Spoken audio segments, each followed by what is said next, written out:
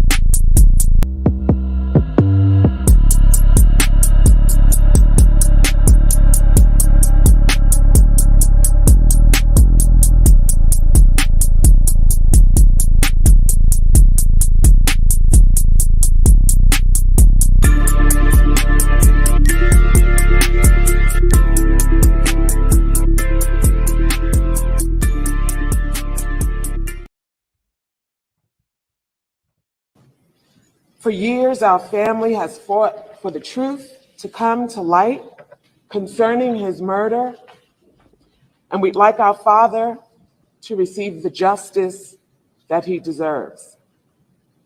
The truth about the circumstances leading to the death of our father is important, not only to his family, but to many followers, many admirers, many who look to him for guidance, for love.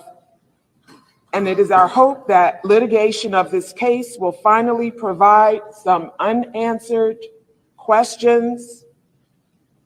We want justice served for our father.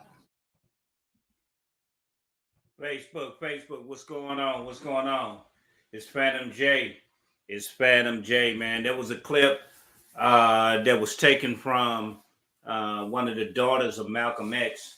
Right now, they're filing a $100 million lawsuit, wrongful death lawsuit, to sue the FBI, CIA, and the NYPD that was responsible for the death of their father, Malcolm X. There were two brothers that were wrongfully convicted of the murder of Malcolm X, and they were exonerated. They served over 27 years in prison. We met Brother Aziz and the other brother, and they were awarded $36 million in a settlement. I think Brother Aziz right now is living. He's going to receive $27 million in a settlement. We're going to keep our ears open, eyes open on this case, but it's vindication because for so long, they said that the Nation of Islam was responsible when it's coming out that it wasn't the case. And their children, the daughters, and the children of Malcolm X is seeking justice, and hopefully they're gonna get that justice. They're seeking for $100 million on a lawsuit, man, for their father. We want to thank just everyone for coming out, man. It's Phantom J, man. Let's get to it. We got that news. We got some more news in the pipeline, man. And we're looking at old R. Kelly, man. R. Kelly. We heard about the news, R. Kelly, man. Let's dive into it. Right now, we can see right now, man, R. Kelly was sentenced to 20 years in prison for sex crimes against children. His time is going to run concurrent with the current 30 years that he has. And he said he was convicted of 6 charges, including coercing minors into sexual activity and producing sex tapes involving a minor. And that when it's running concurrently, it's going to run with the time that he has. The 30-year sentence is going to run together on that, man. And they got R. Kelly, man. And it's sad and unfortunate that, man, just such a talented singer, man, is going through the things that he's going through. And man, he went down like this. It's sad news, that this happening to him, man. And this is something else, bro. We just gonna keep moving forward, man. All of us heard his songs. But that whatever he's struggling with and whatever he got going, that's what's happening with R. Kelly, man. He got sentenced to an additional 20 years, but it's gonna run concurrent with the 30. So, man, it's unfortunate for him, man. So we're gonna keep him in our prayers, man, and just keep this thing moving. Man, we also know that the brat, 46 years old, man, she's pregnant. She's pregnant right now. Her and her wife, Jessica Judy Harris, depart, expecting the baby, of course, through in vitro fertilization. Brat really didn't know. She spoke on that she really didn't think it was in the cards for her to have children. And they tried before, and her wife tried to have children, but to no avail. They had a miscarriage, but now she's having a baby, her and her wife. And congratulations to them. They want to start a family. And he says it's been quite a journey, says the brat, who admits that at 48, there's a lot of stuff we've learned about women over 40. The couple's road to motherhood started around the time they did. They said "I do" back in February 2nd of last year. Harris, depart, 41 years old, CEO of Kaleidoscope Hair Products, was in the midst of launching a new line inspired by the brat and her iconic braids, protective hairstyle. They started as a joke, but they eventually they evolved into a family, man. And they're expecting their first child. We're going to keep everybody abreast on that, man. So that's happening right now. And we're just going to keep that moving with that as well. So that's the thing that's popping. Also, man, Kanye West is in the news. But this is basically dealing with a rumor, and it ain't necessarily fact. So dealing with the rumor, man, it ain't something that we'll just share, necessarily through the grill, but it's just a rumor that they want to, Adidas want to do business with him. It remains to be seen if this gonna be the case. So we just gonna keep our eyes and ears open with Kanye West. The Adidas have lost 1.3 billion, and they can't really sell the Yeezys brand. They were trying to repurpose it, but it's yet to be seen if they're gonna get Kanye back on board to sell the brand, because that's a lot of money to lose. That can cause a company to shut down if you lose 1.3 billion and you can't really use it to move it. And a lot of us know that we only got Yeezys because of Kanye. So, man, it's going to be something that remains to be seen. And we're going to look at it and just see what's happening on that, man. And, they're saying that it's happening, but we don't know yet. But it's just rumblings right now that they want to do a deal with Kanye, and it remains to be seen. Last but not least, in our news cycle, man, we're going to deal with the killer of Nipsey Hussle, man. The killer of Nipsey Hussle. We can look at this. Killer of Nipsey Hussle was sentenced to 60 years to life in prison. The killer of celebrated Los Angeles rapper was sentenced Wednesday after a legal drama that dragged for 3 years. Eric Holder, 33 years old, will likely remain in jail for the rest of his life for the murder of Nipsey Hussle. Hussle, born Ermias Joseph Oskadon, his Egyptian name, or Ethiopian name, I'm sorry. was a Grammy-nominated rapper, entrepreneur, and philanthropist who was fatally shot in 2019 outside the Marathon clothing store he owned in South LA. He was 33 years old. Eric Holder was sentenced to 50 years to life for his role in killing, as well as 10 years for the shooting two other people that day. Superior Judge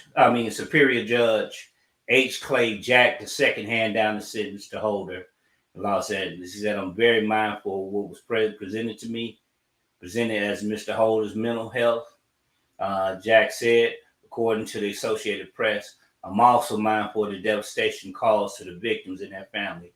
I believe this sentence was balanced too." So he got, man, 60 years of life for the killing of Nipsey Hussle, man. And we seen Nipsey Hussle, man, and celebrated Nipsey Hussle, man. And it was, it was unfortunate that I heard of Nipsey Hussle, but I didn't listen to Nipsey Hussle until towards the end of his life. And it was unfortunate that I really got to appreciate the rapper after he was murdered, man, and the things that he did in the community, man, was profound. Of course, he was the generation behind me, but man, he done some great things, man. Now his brother got doing a collective with he's in the cannabis industry, and he's doing a collective to carry his brother's name on. Man, they're doing good, in Los Angeles, man, and they got the city behind them, and they doing their thing. And we just, justice is served for Nipsey Hussle. The killer's getting 60 years to life. So it does look like he's probably going to do no less than 60. When they say 60 years of life, it could be a minimum of 60 with a maximum of a life sentence. It didn't say it's no possibility of parole, so he can parole up based on his behavior, based on, what other circumstances can happen. But the man got at least 60 years. And his life is basically over with for killing Nipsey. So, man, we just gonna keep that going. Man, tonight, man, we want to thank everybody for coming out tonight, man. Tonight, we dealing with a topic me and Blakk talked about. And it's a little serious topic. And we wanted to, we're going to get out here and talk about it, man. And the one thing that we want to deal with, man, is promiscuity among women. Being promiscuous among women, do it affect you as a woman? Do promiscuity affect you as a woman? What is it about, or are you respected as a woman when you're promiscuous? What is it? Is it the difference? With men and women, it said, why does the thought of women being promiscuous still get frowned upon in today's society? We're going to look at that and what's happening, and then, we're going to go forward with that. Man, to be promiscuous is to have multiple sexual partners. To be promiscuous in today's society, a lot of people are into that. The young people into it. I know when we were coming up, a lot of us were into it. But when you're dealing with a woman, what is it about it that society frowns on a woman and really celebrates a man for having a lot of women, but don't celebrate a woman for having a lot of men? What is it that she's called a hoe for having a lot of sex partners and the man is called a player? What is it about a woman that is frowned upon on having multiple sex partners? And we're going to talk about that tonight, man. It's something in our community, man, that people do. Some people, they engage in the lifestyle. They go on through their life. They call it their whole phase. They go through their life. They have sex with who they want to have with. And as human beings, we have a free will. God gave us a free will. Regardless of what religious persuasion you are, God gave us a free will. and you can do what you want to do. So people say, and especially women, they say, I can do what I want to do. And you're absolutely correct. You can do what you want to do. But doing what you want to do, man and woman, carries consequences. So if you ready for the consequences, to each his own. You know, a lot of times, in one study shows that with promiscuity, women have a difficult time. Women and men really have a difficult time bonding in relationships.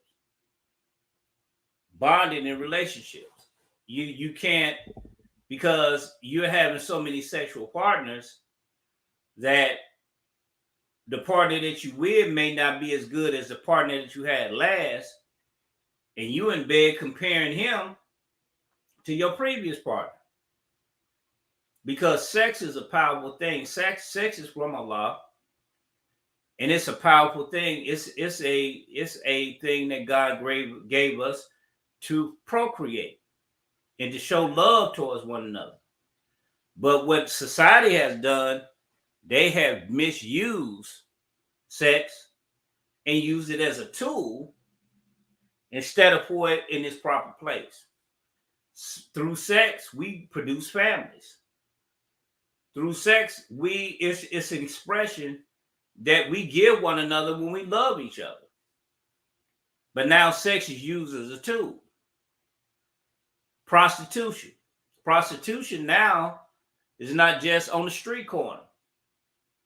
Prostitution can be used in the form of, I'm going to give my husband some sex tonight because I want some new shoes. So if I get these new shoes, I want some new shoes. So I'm going to give him a little sex to entice him to give me these new shoes, to give me these things. Or I see a nice looking woman, you see a nice looking woman, and she tell you, you want to enjoy me, you want to be with me, you got to pay me. Though it's not overtly shown in a lot of cases, but in major cities, prostitution is alive and well. But just among us, we're not really admitting that on a lower level, we do some prostitution. We do prostituting. Now, some may argue that having multiple sex partners, there's nothing wrong with that. But how can we say there's nothing wrong with that when people are affected by the act of having sexual partners? In the scripture, in the Bible, they talk about concubines, and concubines are no more in the rulers in the land. That type of practice, polyamory, and having concubines and having sexual partners outside of your marriage, that's really was practiced by the rich and the ruling class because they can afford that. In that, it's expensive dealing in that type of lifestyle. How I say it's expensive.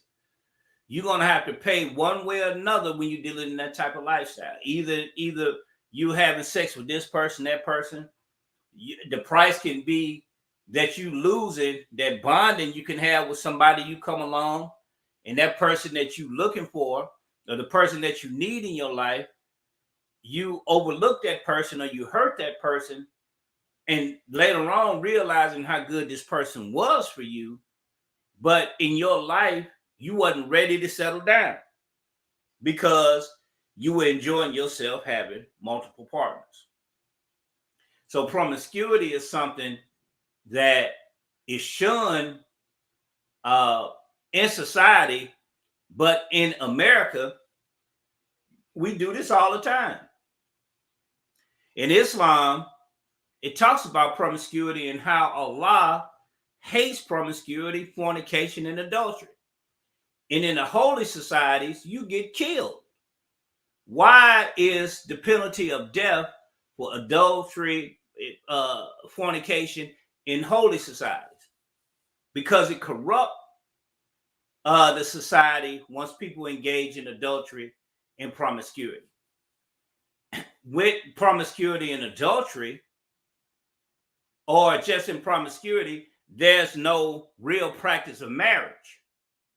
Me and Blakk had this conversation about arranged marriages and marriages in America.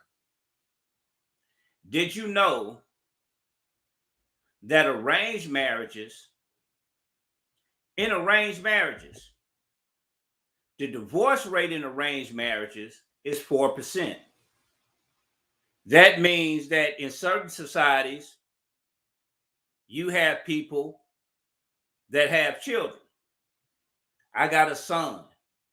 My neighbor, he's my friend. We like brothers. He got a daughter. And we make a pact or an agreement that these two people are going to marry each other when they grow up. So we may put them around each other, grow them up.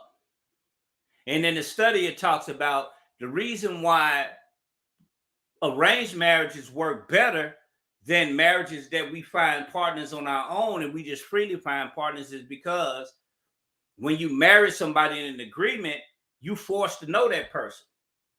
So once you agree to that, you have a more of a will to go through the ups and downs with that person than you would if you just were dating a person and you decide to marry.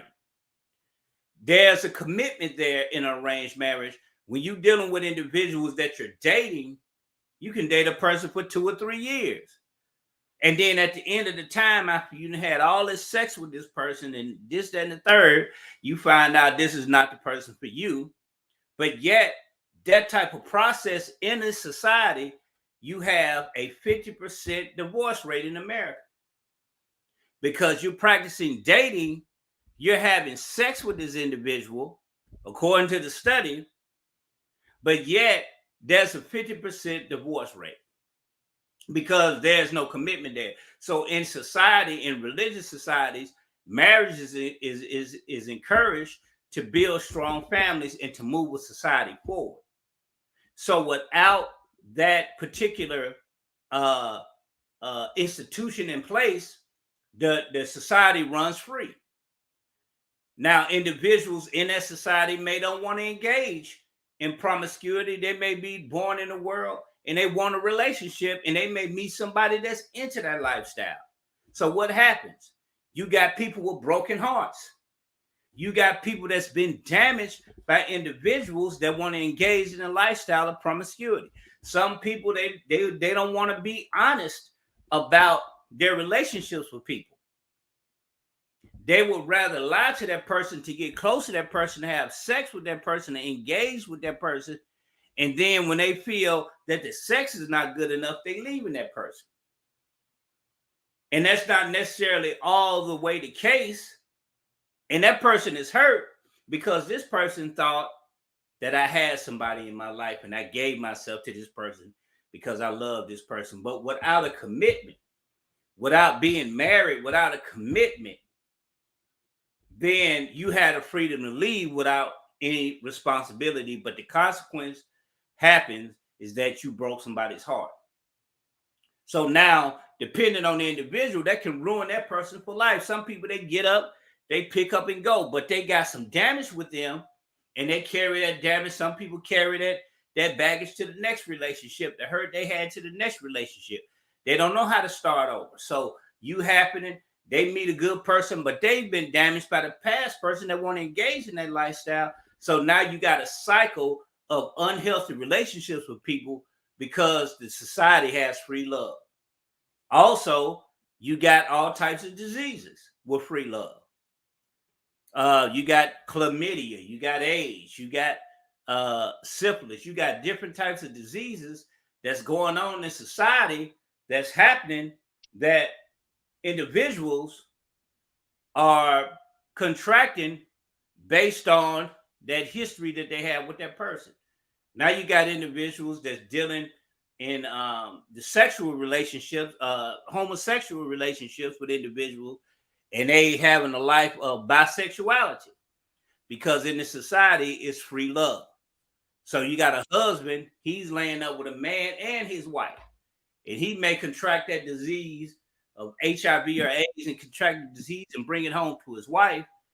unbeknownst to her, and it can pass on to the child. And that's a result of free love. So we want to talk about why is it that it's frowned upon when women are engaged in promiscuity. Blakk, what's going on, man? Hey, what's that? And which? Man, I'm chilling. What it is? I'm good. What's up with him? You got it. Yeah. So we dealt with we dealing with the promiscuity and the subject. So what's your take on it, my man? What about women just the new breed woman is just laying down and just having random sex at any given time? Why is it frowned upon? Yeah. But I think that's been happening not just now. I think it's always been happening. In history, it has happened. When we were coming up, it's a little bit more hidden, a little bit more discreet.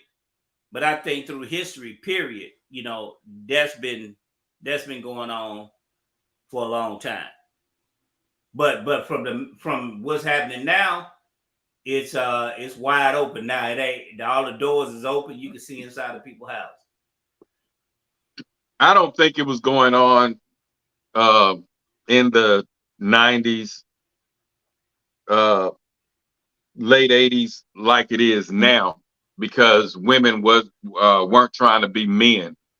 It wasn't you had less women trying to be men. It was less women saying, if you can do it, I can do it. They kind of respected their bodies more back in the day. Now that social media is out there and you got all these reality shows,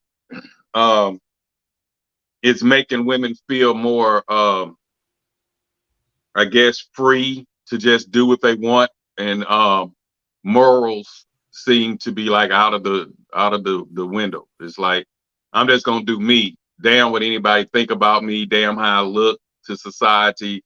Damn how someone may judge me. I'm just gonna do me. It seems like that's where it's at now. Right.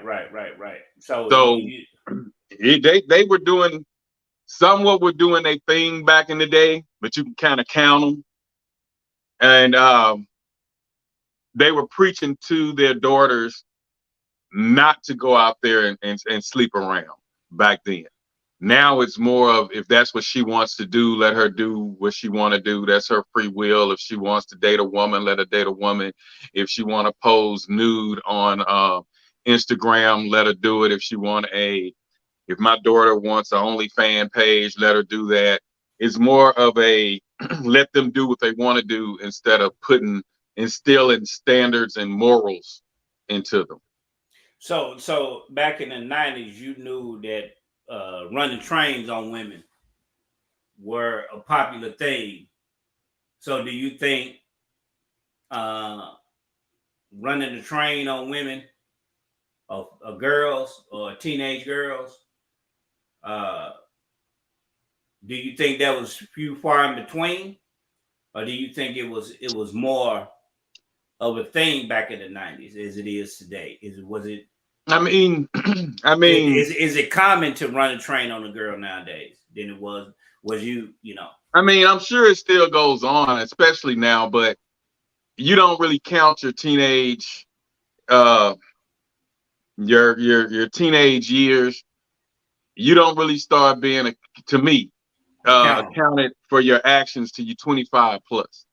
Okay. So if we were running trains, girls were screwing the whole football team, basketball team. If you were doing that and you're in high school, let me see, I'm gonna say freshman to maybe junior year in college, you're allowed to make that mistake, because those actions are pretty much excusable, because you're out there trying to learn, trying to find yourself, trying to see who you are, who you want to be. And a lot of them were caged in at home, couldn't go places, was monitored. And so when they got alone and was able to be free on a college campus, a lot of them got turned out. Some girls turned dyke. some guys turned gay. Once they went to college, they kind of just got loose, a lot of them. So Right. I say from the time you start having sex in your teens to about that can be excused. But once you're 25 and you know better and you still out there hoeing, that's just what you want to be. That's just who you are and what you want to be. And But yeah, go go ahead. ahead. No, Go ahead. no. I just thought on the idea that you just said. You know, when you were in your teenage years and you get up to 25, you're more accountable. But the children, the generation now is from our generation. So if the generation now is from our generation, what's up, Jay? So the generation now is from our generation. Were those children made, this generation made that way by our generation on why they the way they are? Our generation is not We got an preaching to echo in those our girls. place somewhere. I'm sorry. What you say? Hold up. Go ahead. Go ahead. Our generation, the women of our generation, I don't feel they're preaching, a lot of them not preaching to their daughters enough to respect themselves and their bodies. I feel like they're being raised by social media. Okay. And it's what they see on Instagram, what they see on Snapchat. So I'm thinking a lot of the kids of today are being raised by social media and what they see. Right. And so with the parents having to work, are the parents doing them? Are the parents that's trying to keep up with the generation before them? They're not instilling morals, principles, self-respect in these kids. Right. So, what do you think the disturbance or the breakdown happened that they did not teach?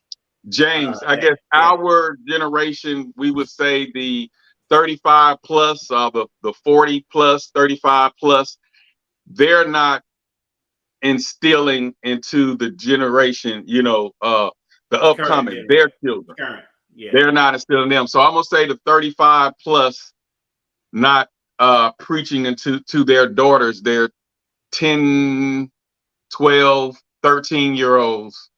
They're not preaching to them self-respect. right, Because even my brother was trying to raise his kids. He has some kids that's around my age, and he was trying to raise them. And he told me that raising kids the way he was raised, and he's like 15 years maybe older than I am, and he was like, you can't raise the kids the same. And I didn't understand it because shit, a ass whooping did us good. I mean, but he said you can't do that, and his kids really don't really care for him now. Shit, my brother about 20 years old, but anyway, the kids don't care for him now. And he was telling me that, hey, you can't raise them the way we were raised. But hell, y'all know that belt and the switch got us straight. mm-hmm. Yeah, right. That's right. He said, I'm sorry. He said it's because you have children raising children, 16 years having kids. Even when we were coming up in junior high school, even when we were coming up in junior high school, you remember that campaign that they had with Janet Jackson. Well, I know in Monroe, in junior high school, these girls was getting pregnant left and right. My classmates were getting pregnant left and right. And they used to have European design. They look like hammer pants. And it seemed like every female that was wearing this was pregnant. And they was speaking on the campaign was Let's Wait a While. And the pregnancy rate was real high among us during that time in the 80s. But that used by what? It was the 16-year-olds, right? 16, yeah. So that But was coming up. That was coming up in our time. Like James Johnson just said, I mean, he kind of what I said it was a factor. It's a factor. But what he just said is the kids raising kids, because they're having kids younger at 10 now, 11 and 12. And that mom that's working is not there to, that the mom, which is the grandma, a lot of those are busy working, trying to make sure the family is straight. Then you got this little 13-year-old with a newborn baby. So it's babies trying to raise babies. And that may contribute to why the social media is also raising them, because you got a kid trying to raise a kid and they don't have a father in the home. And like Right. James Johnson said, having a father in the home does help, whether he's biological or a good stepfather, good parent. Right. You need Right. help. Back in the day, we had a village. And like Austin said on previous podcasts, that village got destroyed. That village started rubbing on little boys. That village started raping little girls. So the village is no more. And so now that the village is gone, the parents are left to try to raise these kids by themselves in a society where you got inflation, where in a society where it takes two incomes to run a family. So if it's just a single mother household, she don't have the time, nor can she put in the attention to that child that our parents did. Because a lot of our parents, if they did work, they worked, but they were still able to monitor us. We had the village. If Sister Clarice across the street seeing you doing something wrong, she called your attention, she grabbed your hand, she possibly would whoop your ass. But now these days you can't touch the children. It's just a totally different time coming up now. So that's probably why the women don't respect their bodies the way they did in the 80s and in the 90s. And when our parents came up, you can count the loose women. You can count who they considered hoes. When we was in school, we can sit there and pick who would give it up quick, and we knew which ones wasn't gonna give it up quick at all. We was like, she a nun, she ain't gonna give up none. She ain't gonna, she ain't gonna give us none. She ain't gonna give up none. So we knew she was a nun. We called her a nun because she wasn't giving it up.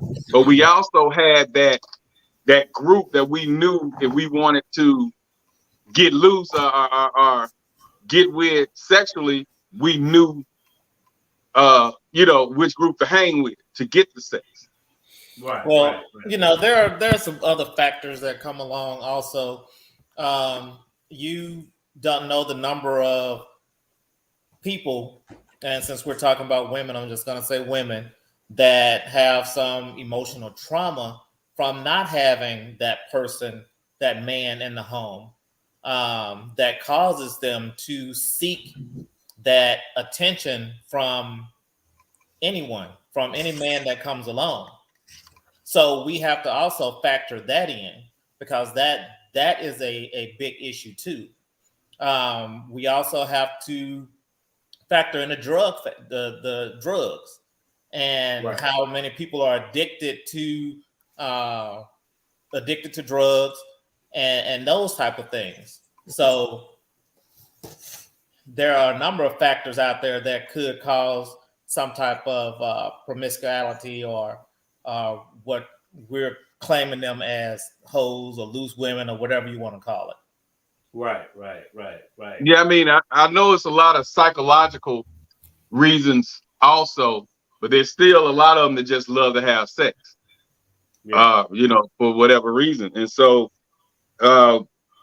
when asked, and I used to talk to them, I want to know. I'm one of those, Shell, I want to know why you're doing what you're doing. And the majority of what I get, and it may be because they don't want me to know what's going on in their personal lives behind their doors. Y'all do it, why can't we? Well, so that's what majority would tell me when I say, so why you do this? If y'all can do it, why we can't? And a lot of them use that as a defense mechanism to mask why they're really doing it, because sometimes they don't even know why they're doing it. And they use that as an excuse because that has been something that has rung out a lot amongst a lot of women. But then when you get deep into it or deep into their background, then you find out that's not their true mentality. They're feeling that way because of again, some emotional trauma or hurt, or the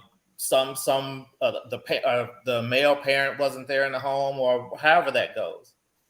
Depression. You got depression. Then you have esteem issues. Some don't feel like a man love them unless he's sleeping with them. Right. So it's a lot of reasons why, but society always praised the woman because she produced the baby. She's the one that delivers. The baby come out of her. So they always put the woman on that pedestal. And when you see that woman and she's acting like a man, or out there, majority of them just having sex at random. If you grew up with standards and watching, listening to Big Mama and them and all that, that's not something that a quality man is seeking. A woman who done slept with a bunch of guys. That's just how. We have to also look at the male as a contributor to that also. Thank you. I'm glad somebody said it. Yeah, because they are a contributing factor to that. But at the end of the day, the woman gives the consent. If he's not raping her, she gives permission. Her when so much of this stuff is psychological. Mm-hmm. See, because you're looking at rape as a physical thing, but many women are manipulated into sex. Yeah, highly.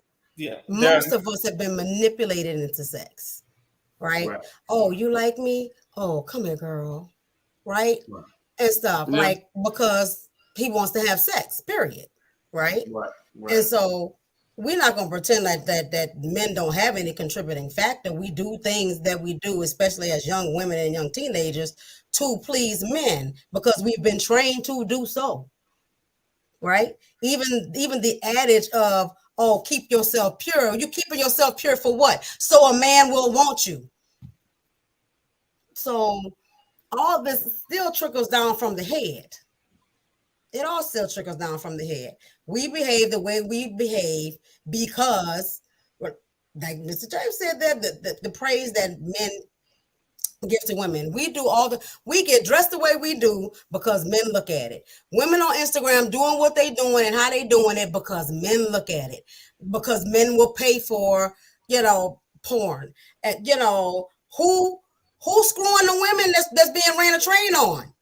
Men. If men wouldn't be out there doing the thing, I don't want no pure woman. What? Right. In one case, we're like, I don't want, and we talked about that last week. The idea that I don't want everybody to ran a train on. However, I want somebody in the bedroom who could be a freak in the bedroom, but she ain't got no experience. So where's she gonna get the experience from? Right. Which one do you want? Yeah, but I understand the experience. We don't have strong mind as women growing up in the hood with no daddy and a mama that's working all the time. What do you mean strong mind? We don't have a strong mind. Yeah, and the system is set up for us to fail. None of us have a strong mind. Men don't have strong minds. They set us up not to. I can agree with that. And if a mother is hurting, how she gonna teach her baby? How she gonna teach her child how to be strong and how her daughter how to be strong if she was manipulated into sex, if she was manipulated by Uncle Jester or whatever the case may be? Yeah, it's true. This is a systemic problem. It's a generational problem. This is more than just women having sex willy-nilly. And yes, we like sex. What's wrong with that part? And how many women, we talk about the women out there with multiple children by multiple different dads, then again, that goes back to manipulation. What were they promised? They were promised that, hey, I'm going to be here with you, for you, I love you. And then and we believe the lies. When it comes down to it, they told a good lie to get what they want, and then they moved on to the next one. Right. Okay. And I'm a syndrome. We always talk about and rescue me from the tower and get me out of this situation. Somebody's gonna come and rescue me. So you are always waiting for some man to come and rescue you from something. But let me ask you this: with all that being said, all that being done, at what point do that woman do a light bulb ever comes on to say, hey, these niggas? Maybe that's why I do the work that I do to help people have their light bulbs come on. Yeah. But if nobody talks about it, if somebody is constantly being shamed for something, they're not gonna talk about it. If a woman can't sit down with her man, her friends, or whomever and say, oh, I've been with 30 niggas, 5 of them was at one time because I was going through a thing, without being shamed and ridiculed, she's not going to talk about it. Right. She needs safe spaces to do that. Yeah, it's and just to add to what you're saying, to opinion of what you're saying, they because Erykah Badu is known for having 3 baby daddies, and they asked the question. They asked her, how did she feel about having 3 baby dads? She said that you really don't plan for that. No woman plans to have 3 or 4 children. I mean, 3 and 4 baby daddies. It happens because she said that a man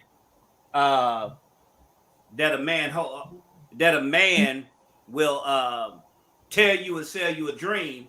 You fall in love with that man, you get pregnant, you break up, then you on to the next man. Not that you're looking for it, but it happens. Right. So she said, and maybe you might be looking for the next person in your life. You're trying to figure out what happened with this one, but I still want to have a person in my life. Everybody does. Everybody wants to have a person in their life. You don't know what signs to look for. You don't know what your red flags are. You don't know what happened. So really, men are like used car salesmen, and they selling you this car. And they're saying it runs great, has low miles, and then you start driving it, and the wheels fall off. Yep. And like I was telling this story with me growing up, because of listening to what mom, my aunts, and grandma was preaching, I didn't want a woman that had children. Period. I mean, when you say scum of the earth, the way they talked about it, that was the lowest. And so one day I was on the phone and I was talking to a partner of mine, and I was like down in this female that wanted to talk to me. I was like, man, she got kids, she got this, and I don't want this, I don't want that. And my mom overheard me saying that, and she opened the door and she says, what makes her a slut? What makes her a whore? Is it because a guy before you came in there and told her he was going to be this, he loved her and this and that, and she had sex with him and had a baby, and then another guy come along and tell her another lie just as sweet as that one, and lay down with him and have another one, and then another one comes. She was like, don't you never let me hear that come out your mouth again, because you don't know what that woman been through to have those kids. But and and everything then, and like I said, I might have been 19, maybe 18.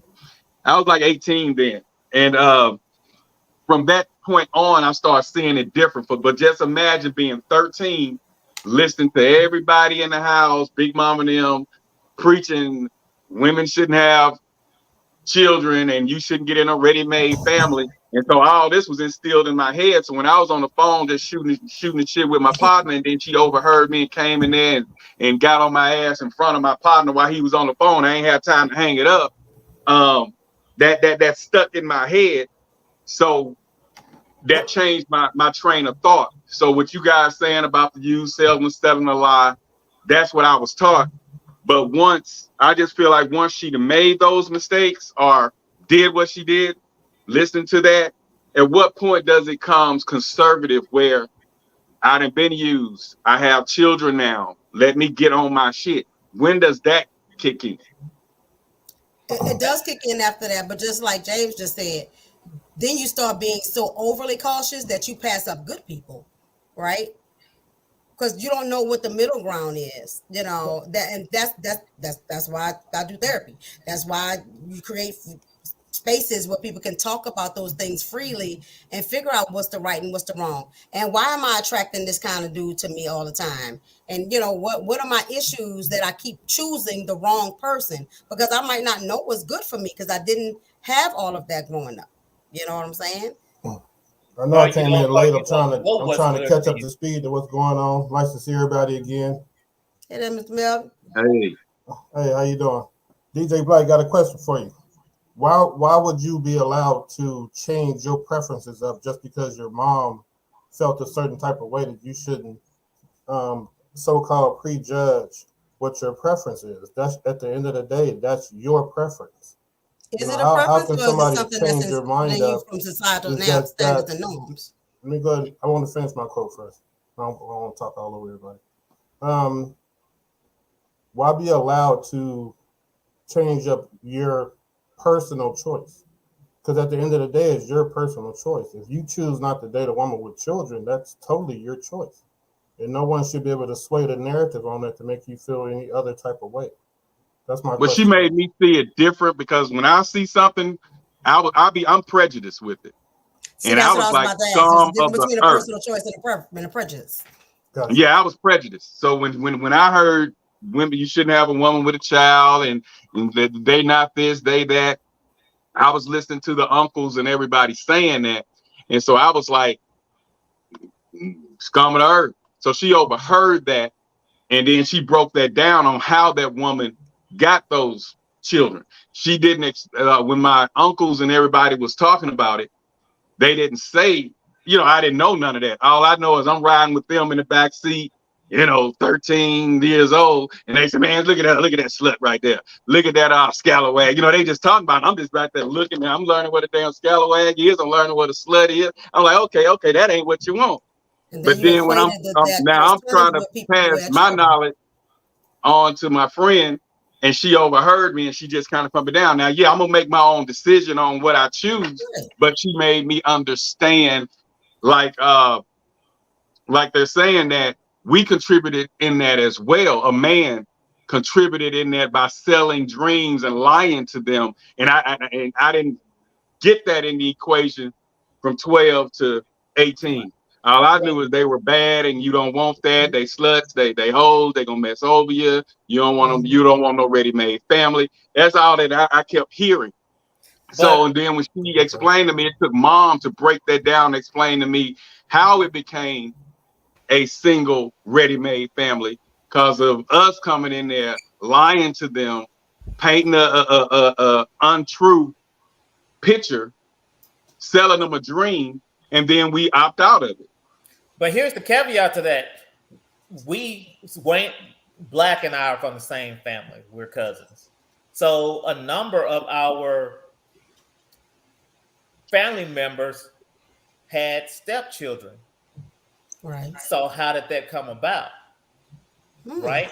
So for him to think that, then he's thinking that about his own family members. No, these weren't my family members I was thinking about. I was talking about somebody I was dating. No, I know what you're saying, but I'm saying that we had family that was in those same situations that came into ready-made. Yeah, family. But at 12, at 10, 12, 13, I wasn't thinking about that. All I was thinking about is what I'm doing. Now, when you turn 17, 18, 19, then you start looking into, okay, so Sharon is really my cousin, but that, and all that. But when you're growing up and you just living you, doing you, and sexing and free willing it at a teenager, you're not thinking about, okay, that wasn't on my mind. So all I know, no matter what they went through, I knew I didn't want that. So if my folks smoke crack, I know I'm not going to be on crack. If my folks lived in a raggedy ass trailer, I know I didn't want no raggedy ass trailer. And so I just knew what I wanted. And I just looked down on it because that's not what I wanted. But as you get older and you get that knowledge, you change. But that's how I was. I didn't want nobody who had a child. And I preached that until I was about 17, 18 years old. And I can definitely understand it as a preference as well, because even as a female, I was 25 and didn't have any kids. So I looked for men who didn't have any kids, right? And that was a preference of mine, right? And I wanted my first baby to be their first baby, you know, and stuff like that. And so it's okay to have that as a preference, but like you know, somebody said earlier, it doesn't matter what's the reasoning behind it. Is it a prejudice? Like, you know, that's like with people who like to date, who's okay with dating outside of their race or whatever, you know. Is it a preference because I like this type of person or whatever, you know? I have a preference for chocolate men, you know, but like that don't mean I'm not gonna date a light skin at all, right? If they come correct and have the things I need, I'm not gonna throw that out the window, right? And so, but if you have somebody that primarily, I don't date black women because blah blah blah blah, then that's a prejudice. That's different than a preference. Right. And I had a prejudice with it because of what everybody was putting in my head from that age. You know, I'm like, it's Jay Grubb. Go, Rich, go ahead. What's up, Mr. Melvin? What's up, man? What's up, brother? Hey, Miss Chanel, to Chanel, did I say your name right? Yeah, Chanel, yeah. Okay, to answer your question, I heard you say what was making her attract the same type of men. Once upon a time when I was living in Seattle, a couple of my African buddies, they always used to tell me, they saw two women I was dealing with. Now I'm single, I can move around. And they said, man, one thing I noticed about you, your women are the same. I was like, what do you mean? I didn't know what they meant when they said my women are the same. I had no idea. He said, man, they're very nice, they're polite, they're dainty, they're very feminine. You know, they're just very quiet and chill. Mm-hmm. I said, that lets me know that's the type of spirit I have. I attract these type of women. You attract what you are. Person. Yes, exactly. So basically, like the older people say, people's spirits know each other's spirits. Right. So if she was accustomed to being abused, she's going to keep attracting abusers. If she was molested, she's going to keep attracting people that's going to violate her sexually, use her up and pump and dump her. She had to change her mindset. She had to change her frequency and vibrations. Until she changes that in her mindset, she's going to keep meeting the same dude. He's just in a different meat costume, but it's the same dude over and over and over again. Right. It's a continuous cycle. You can't break it until you change your mindset. It's a mindset. It's a spirit. It's you know, it's what you're used to. You know, you always, you know, you're going to attract what you are. And you're gonna seek what you feel like you're missing, right? Right. And then often you're seeking that in the wrong places, or you're seeking it from the wrong people. Yeah. Right. I've been called bougie. I've been called stuck up. I've been called I should only deal with white women. It's a bunch of nonsense because I demand that the women in my life be a certain way. That's right. Am I and you have a right to do that. Nowhere in it. But this is what I'm looking for. This is the caveat. I don't want some big loud mouth I can't take somewhere without her getting me into a fight. Right. I don't want to deal with that. I don't want to be with someone we walk in, everybody know we there. I'm like, no. I like to come into the cut, lean back, and just watch everybody else. I don't like all that attention. Right. So somebody who's like that is going to be the exact opposite of what I'm looking for. Right. Absolutely. Yeah, that's deep. That's deep because, and I'm just going to test to Rich because I've been knowing Rich for 30 years. We running buddies. Yes. He's been the same person for 30 years. He's been chill. We used to have house parties at his house. Yep. So we all everywhere. We drunk. We everywhere, all over the place. He's chilling. He got his little sip. He probably got some Crown, some Coke. He chilling. He the quiet one out of the bunch. While all of us acting crazy, throwing, just going crazy. So the type of person he is what he attracts. So I can kind of see that, in him. Is it safe to say that women that's comfortable with multiple sex partners back to back weekly has some type of, if not psychological, esteem issues? Maybe or maybe not. I would go as far as maybe she chooses to have multiple partners. I think we keep stigmatizing women as if we don't have the same sexual desires. Like if a man does a woman every damn day, one woman every day, y'all don't frown upon that at all. Because It's that's not his just nature. Why it's is not a that woman. That's Like his she nature. might That's have a how he was sexual desire designed. and would like to sleep with more than one man, and that's a prerogative. Yeah, Yeah, that's But a why man's don't nature to want men? multiple women. Why men Now, don't? could it be a psychological disorder of some sort, or self-esteem, or what? It could be, but it could be the same thing for a man. No, that's the thing. Well, We're not the same, guys. we're not the same. We're not the We're same. A not woman, designed the same. I you didn't can't say we put were us the in the same. same basket. Yeah. We all have sexual desires, though. I get We that have, part, but society look at women differently than they look That's at my men. point. Men are supposed Society to go looks around and at women gigolo differently. around and have several women. But Well, women, society it's looks going to be at frowned black people upon. She's different going to too. be called a harlot or a Jezebel So what you're or saying whatever. is, I should conform to societal's norm. You can do what because you I'm a want to do. woman. At the end of the day, that's your choice. But I'm just That's letting you know what my point, society is that going it to say is when you our run around choice. with different men. And you can if you choose to, Yeah, and how you and whoever wants to look at me in that way, they can. Yeah. That's up to them. But I liken that as unto black people. Societal standards and norms at one time said that we wasn't shit and we didn't deserve anything and we was all a part of a human. Should we have continued with that societal standard or norm, or should we have made our come up like we have and showed them who we are? That's Right? a whole different. That's a whole No, it's different not a realm, different though. thing. It's Chanel, societal standards and norms. let me ask this: at a Period. certain point in life, should we be 50 years old doing this? Should we be 50 We're years 50 years old old doing what? Having sex? having multiple partners, having What does partners age have to do with in and it? out? There's No, I'm really asking. there's really no At age this- limit at attached to this point. It comes down to personal choice. Thank you. Everyone That's it. has a choice to do whatever they want to They do. choose to You do. just deal with the consequences that come That's with right. it. That's right. Right. Some people don't like that I enter a room and I take over the room. I got a big personality. I have to deal with the consequences of that. Do I dim my light? No, I come in and I'm gonna be me. I chose to do that because I dimmed my light for a long time. It didn't serve me, right? Because I was conforming to those around me so that they would be comfortable. But that's not my problem or not my issue. If I sleep with 2 men tonight and 2 men tomorrow and 3 women the next day, that is my prerogative. That's what I choose to do. When people think about it, it's their problem. Right. But to answer your question, Phantom, in my opinion, when women are promiscuous like that, and at the end of the day, we're in the 21st century. She has the right to do what she want to do. We're not arguing that.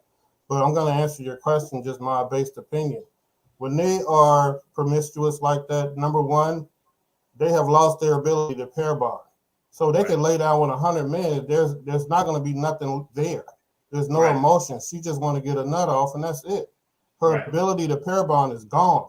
So her trying to be with one dude, it's just never going to happen because there's never going to be any emotions. A lot of them don't want one dude. She never learned how to pair bond to begin with, so she didn't get that from her parents. And most women who are like that went through some in their childhood to where they were touched and they never told anybody and they were violated. So this is their way. This is like a borderline personality disorder type thing. This is how they deal with it. This what's the one? Marilyn Monroe had borderline personality disorder. That's why she went through so many men, because she was never happy. No matter, hell, she had the president, she still wasn't happy.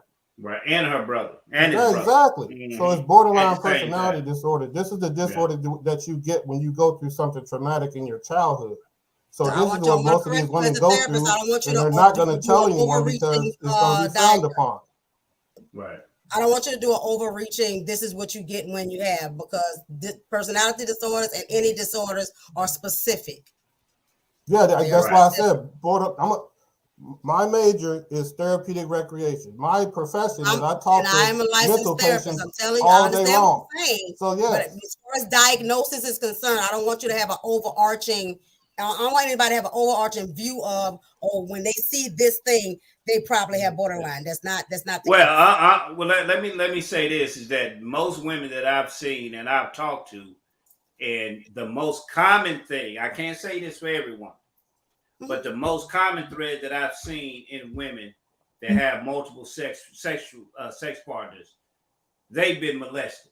Some sexually have happened to them in their life for them to be the way, like the story I told last week.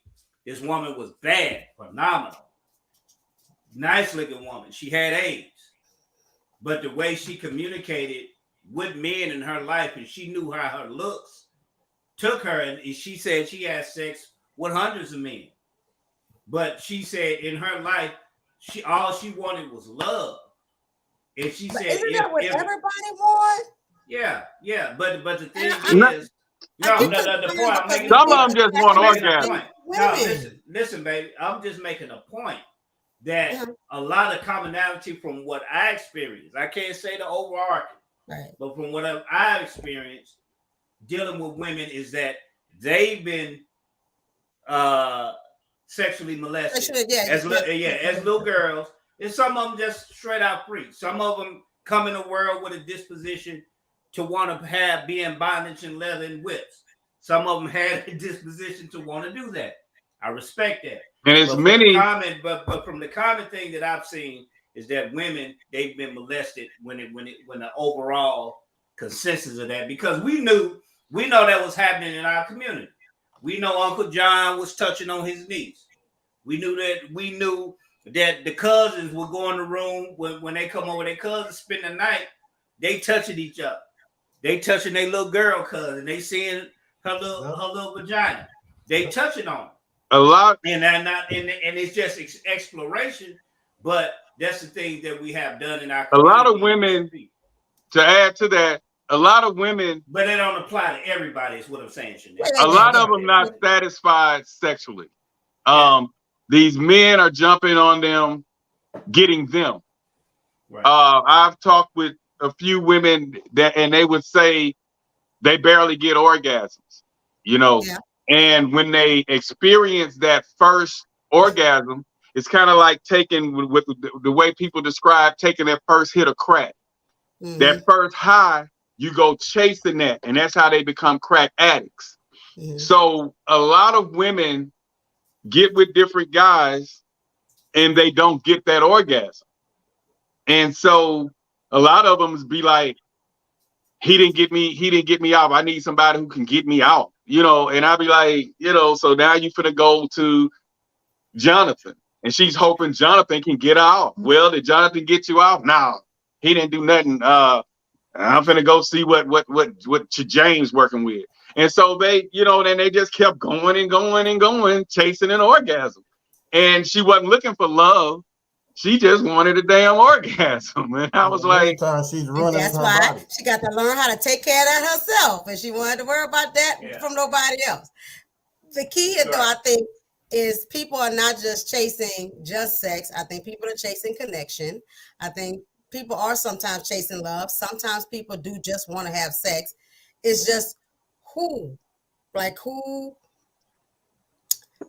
can give me the thing that's missing that I need, right? So that's an issue, Chanel. But isn't that an issue if you're looking for something and they can't give it? Isn't that an issue with inside that individual? That's a problem. That I'm having. Nobody taught you how to get it. Nobody taught you how to get it, do you think the result of having them many sexual partners is the result of not the inability to pair bond? Because you having those many sexual partners, a lot of people don't want to pair bond. They're just out here to have sex. They making their own money. They living the way they want to live. I'm speaking on to what she was saying as far as them looking for that bonding, the aspect of bonding, because when you dealing with somebody, especially when the sex good from this partner, I'm listening to conversation with women. We in the break room, and my coworkers talking, and they meet great men, good men, solid men, men they were married, but they said his sex not good, right? And they said it hurts them in the inside that they got a great man, but the sex not good. That's why sex is very important in a relationship. And she said that they eventually broke up because he was a good guy, but the sex just wasn't good. Yeah, and that breaks my They're heart not gonna because get 100%. the That's sex is the a thing. trainable thing. It's something you can learn. Yeah. So that Why breaks my throw away heart. a whole good dude Throw just because his sex throw the was baby good? out with You the could have bathwater. taught him. You can just teach him what you That's like. something that you can Rich, learn. Easy. she said it, man. She said it. She said the dude did Chanel. He did everything she thought in her head. He would do stuff that she would think of, everything. But she said when it came to the sex, it went flat, and So she Chanel, said they ended up falling out. Yeah. So Chanel, She you never had a say, conversation with him about it either. Yeah. so Chanel, in your line of work, you're saying that if the sex is bad, so to speak, she's not getting an orgasm, she don't like this, she's not feeling them sexually, period. Mm-hmm. You just said, if I heard correctly, that can be worked on. Yes, absolutely. Sex is a skill. Yeah, she have to teach him what she likes. She has to learn her body. How does he know? Learn what she the communication is talk off. to him about what she likes, and they need to practice that thing. And so you're saying he can make her orgasm if he is trained, if he learned the skill? Or she needs to learn herself. She needs to know what she likes. All women are not the same. We like different stuff. Anytime you transition from one woman to the next woman, the first session that you're having, usually you're having sex with the last woman in your head because you knew the stuff that she liked, right? So then you get with this woman, right? And you going at it with like you used to, and she's like, whoa, I don't like no, not to the left, to the right, no, but that's too much, like, you know. But you have to teach your partner, and your partner has to be willing to listen. Everybody not there just to get their rocks off. Right. We are here to please each other. I want to please my partner. And if my partner wants to please me, then that's a beautiful experience, right? But if I'm there just to get mine, then everybody's not gonna be happy. Right. And the thing about it is that we don't want to go to books. We don't want to go to different things to learn, to go to counseling. I know I'm letting our business in, but nothing wrong with that. It's okay. You know, in the Nation of Islam, as far as in family relationships, you know, dealing with the brothers and one another, it's good to get a book on intimacy, to learn how to love one another and learn different things about each other, so you will know how to keep the relationship going. Because in that instance that I said earlier, she said that man did everything for her. He just didn't know how to please her. So, as you said, every woman is different. Every woman is not the same. So, and like Glass said, sex is a deal breaker. And I preach that all the time. True. Sex is a very high important part of a relationship. Yes. But you got as she said, you gotta teach that. If you love that person enough, you want, hey baby, we finna have a real conversation. A lot of times it don't get to love. It don't make it to love. Huh? What you mean? A lot of times when they have sex, they haven't made it to love. We talking about, but the thing is, but it is a connection point. But if you're teaching somebody, it's a connection there. If you're teaching somebody evidently you care about that person, if you want to show that person, that's if it gets to that point. The way we move now is sex. You fine, you pretty, I'm attracted. So then we get along, we do the sex thing. If the sex is terrible, you're not going to get that text. No. I say the way a lot of them. Whenever I speak, let me clear the room. Whenever I speak, I'm not saying the world. I'm saying that's the way some people think. I don't know what my neighbors think. I'm saying from the people I've been around, from the way I've moved, the way that I'm speaking from personal experience and the people in my cipher. So I'm not saying the whole world drinks Coke. I'm saying I drink the Coke every now and then. Okay. You don't have to be sarcastic. We just I drink every now and then. If you love somebody, she's speaking on if you love or care about somebody, is to teach them and show them how to please that individual. That's what Rich was saying, is how to please that individual if you ain't going to no one night stand, this ain't two dogs hooking up, getting together, hunching on each other. Now, if you're doing that, it's a deal breaker, fine. But if you care about this person, you want to know how to please that person. So that's why you spoke on that aspect. And then I say a lot of us not even into that. Like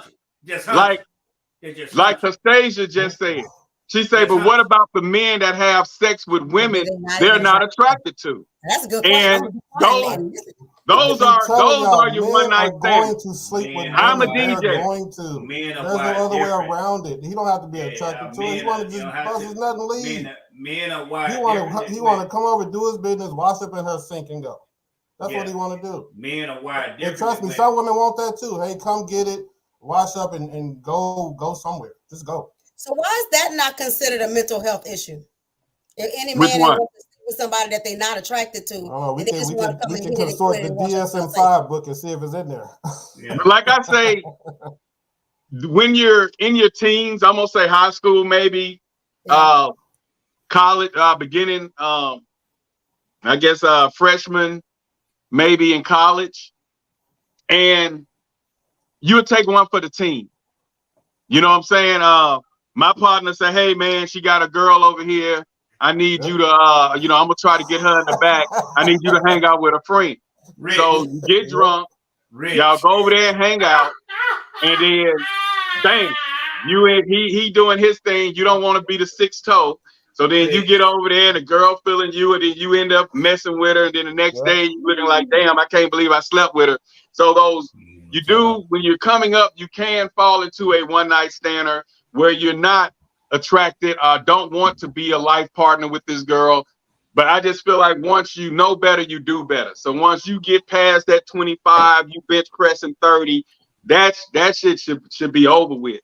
But like she was saying, when you're with somebody you're not attracted to, both of you should know what's up. Both of you should know. Yeah, you know what it is. What it is. You know what it is. You come do your business. I get off. You get off. All right. See you next time. But how does that person know that you're really not attracted to him? It could be part of those lies again. Because if it's a man, if he don't ever take that woman nowhere, he don't spend no time with her. She should already know what. But Jay, she know though. Yeah, she know what it is. They don't always know. But Jay, you know what it is. Dude, okay, so a woman you're not attracted to. Okay. A woman you're not attracted to, are you gonna take her anywhere? Are you gonna spend anything on her? Are you gonna spend time with her? Have you did that? Some people don't even do that for their in a relationship. But what I'm saying, wouldn't she have some idea or know? Hey, she's not questioning you. No, she doesn't. Well, here it is. All right. She may not know because she may think that this is just what they do. Okay, if that's what they do, and they understand that he's not attracted to her. So if you know this is like a transactional type thing, it ain't no emotions into it. If he hadn't said it, if he hadn't come out and told her, or she hasn't come out and told him, how would they know? Right. And see, back in the day, we used to go to house parties. And at those house parties, we drinking. We got that trash can punch. Somebody, we smoking J. We doing our thing. So, and when they throw that Jodeci on, come and talk to me. Or they throw that goddamn Key Sweat, how deep is your love? And we get that girl in that corner and we holding them shoulders and we breathing on that neck. Anything can happen after that. And it's in the dark. We in that living room in the dark. So she's the most beautiful thing right then because my partner with his girl, and I'm just trying, I can't be a lame riding back with him. I ain't getting nothing. And he like, man, she was off the chain. And so you got to get, so, hey, boom. Man, you mess with her? Yeah, man, I sure hate I done that. It's the day after. So it's a lot of sex that take place with people you're not attracted to when you're, like y'all said on the previous one, when you're living reckless, when you're just doing you. Right. So when you get older, though, we fall into what you're saying, the teaching them how to love, hit me to the left, flip me to the back. do it anal. And when and then the first time, that's that was crazy. There's a lot of stuff, like they say, you be introduced to. Like you were saying, when the girl wanted you to do it anal, that was like crazy. So it's like everybody, like Chanel said, everybody gets off. Everybody likes sex differently. It's no two people alike. They may have similar ways, and certain things you do with this one may turn her on also, but you got to come with your A game. Some like oral, some like anal. So if you're gonna be that person that gets her off, that pleases her, you have to adjust to the person you're with. But here's the thing: we have to stop trying to put women and people in a box. Period. Thank you, sir. So we have to, stop that break glass in case of sex, because here's a virgin behind this glass. That no longer exists. Right. So we can no longer put a woman in a box because they have the freedom to express their sexuality the same way that men do. Exactly. Right. And that's why, and if that's not what a man prefer, then that's just not his preference. But don't knock that woman. You're gonna miss out on some good sex. Don't knock that woman for expressing who she is. And like they say, we don't want no virgin, but we don't want no hoe either. But then again, she still has to get some bodies up there to know how to please whichever man she gets with. So it's a kind of catch-22. And like he say, you can't look at it as a box deal. Every individual is going to be every individual. You just have to choose if that's the individual for you at the end of the day. If I don't want a woman with a 30 or 40 body count, that's my preference. If I, don't want a woman that go to the clubs, that's just my preference. And, and being that I DJ in the club, I don't care for women that go to the club. I mean, because I see what goes on. And then I've dealt with, I've DJed in strip clubs. And then you look at these strippers like, why are you doing this? But if that's all they know, they're making money, they don't see nothing wrong with it. So either you're going to respect it. Another thing, Blakk, is that, it's the stigma that's attached to these things. Sex work is real, right? And it pays, and people pay for it, right? And stuff. But then we down the women who do it as if, but if it was a bad thing to that extent, then y'all wouldn't go pay for it, right? It wouldn't be a thriving business. And so why are we attaching a stigma to the woman that strips? Because that's going to make her quick money, and she needs this money to go to college or take care of her kids or whatever the case may be, right? And then we got to attach some negativity to it just because it's a sexual or sensual thing, because we've attached penises and vaginas to it rather than, okay, yes, it's entertaining. And I like watching naked women, and here goes some money, right? So men go out there and they get this visual of what they really want and desire, but then they go back home to boring Betty. Yeah, I never understood that. That's why I don't do the strip clubs. I never personally went to the damn strip club because I've always been able to get whomever I want. And if I want to get a pole put in that room, I'm going to get a pole, she get in that room.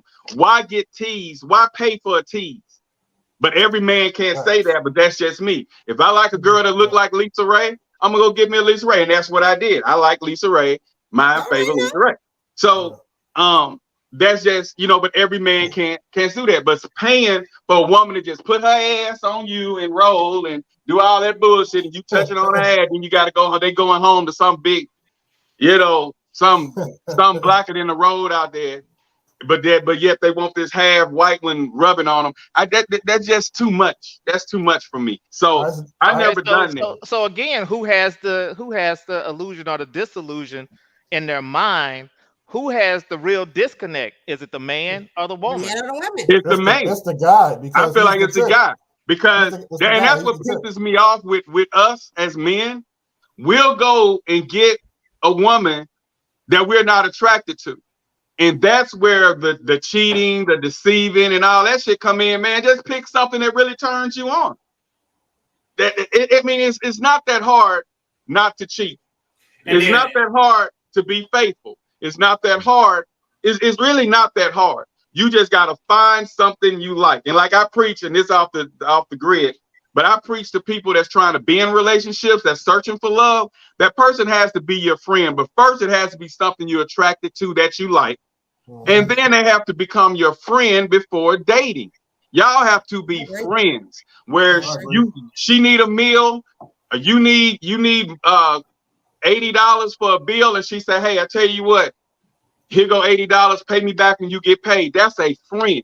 She need $50 for her electric, and you hear her on the phone saying, man, I need to come up with $50 more. Then you say, hey, here's that $50. That's your friend.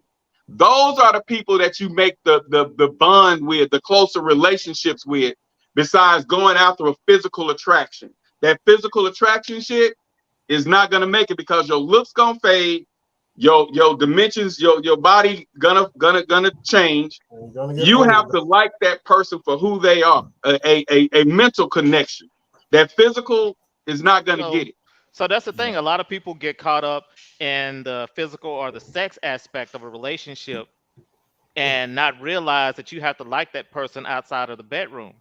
That's when you finish your 30 minutes, hour, 5 minutes, whatever it is, then you have to get along with that person. You have to be able to sit in a room with them. You have to be able to take a ride with them. You have to be able to sit there through a dinner with them. You have to be able to look at them in their face and without the light, with the lights on and your eyes open, and not saying, So and growing up, that was my problem. Because once it's done, I'm getting dread. I'm out. I got shit to do. I got shit to do. So I had to learn. That's when I learned all this friendship shit, because I hauled ass. I mean, I want the lights out when I'm there, and I want to leave with them jokers out. I'm out. You know what I'm saying? You don't like the lights on, player? Man, no. Because being that I'm blessed, a lot of them wouldn't do it. You ain't gonna put that in me, you know. So and I couldn't let them see without, you know. Blakk didn't even take off his shoes. He said he didn't even take off his shoes to jump in. I actually, if they fell off, but I don't take my socks off. No. Yeah. I used to work security at a strip club. I don't see how them guys used to come in there and spend thousands of dollars. I just be there laughing at them like, how you come in here every weekend and spend all your cheese?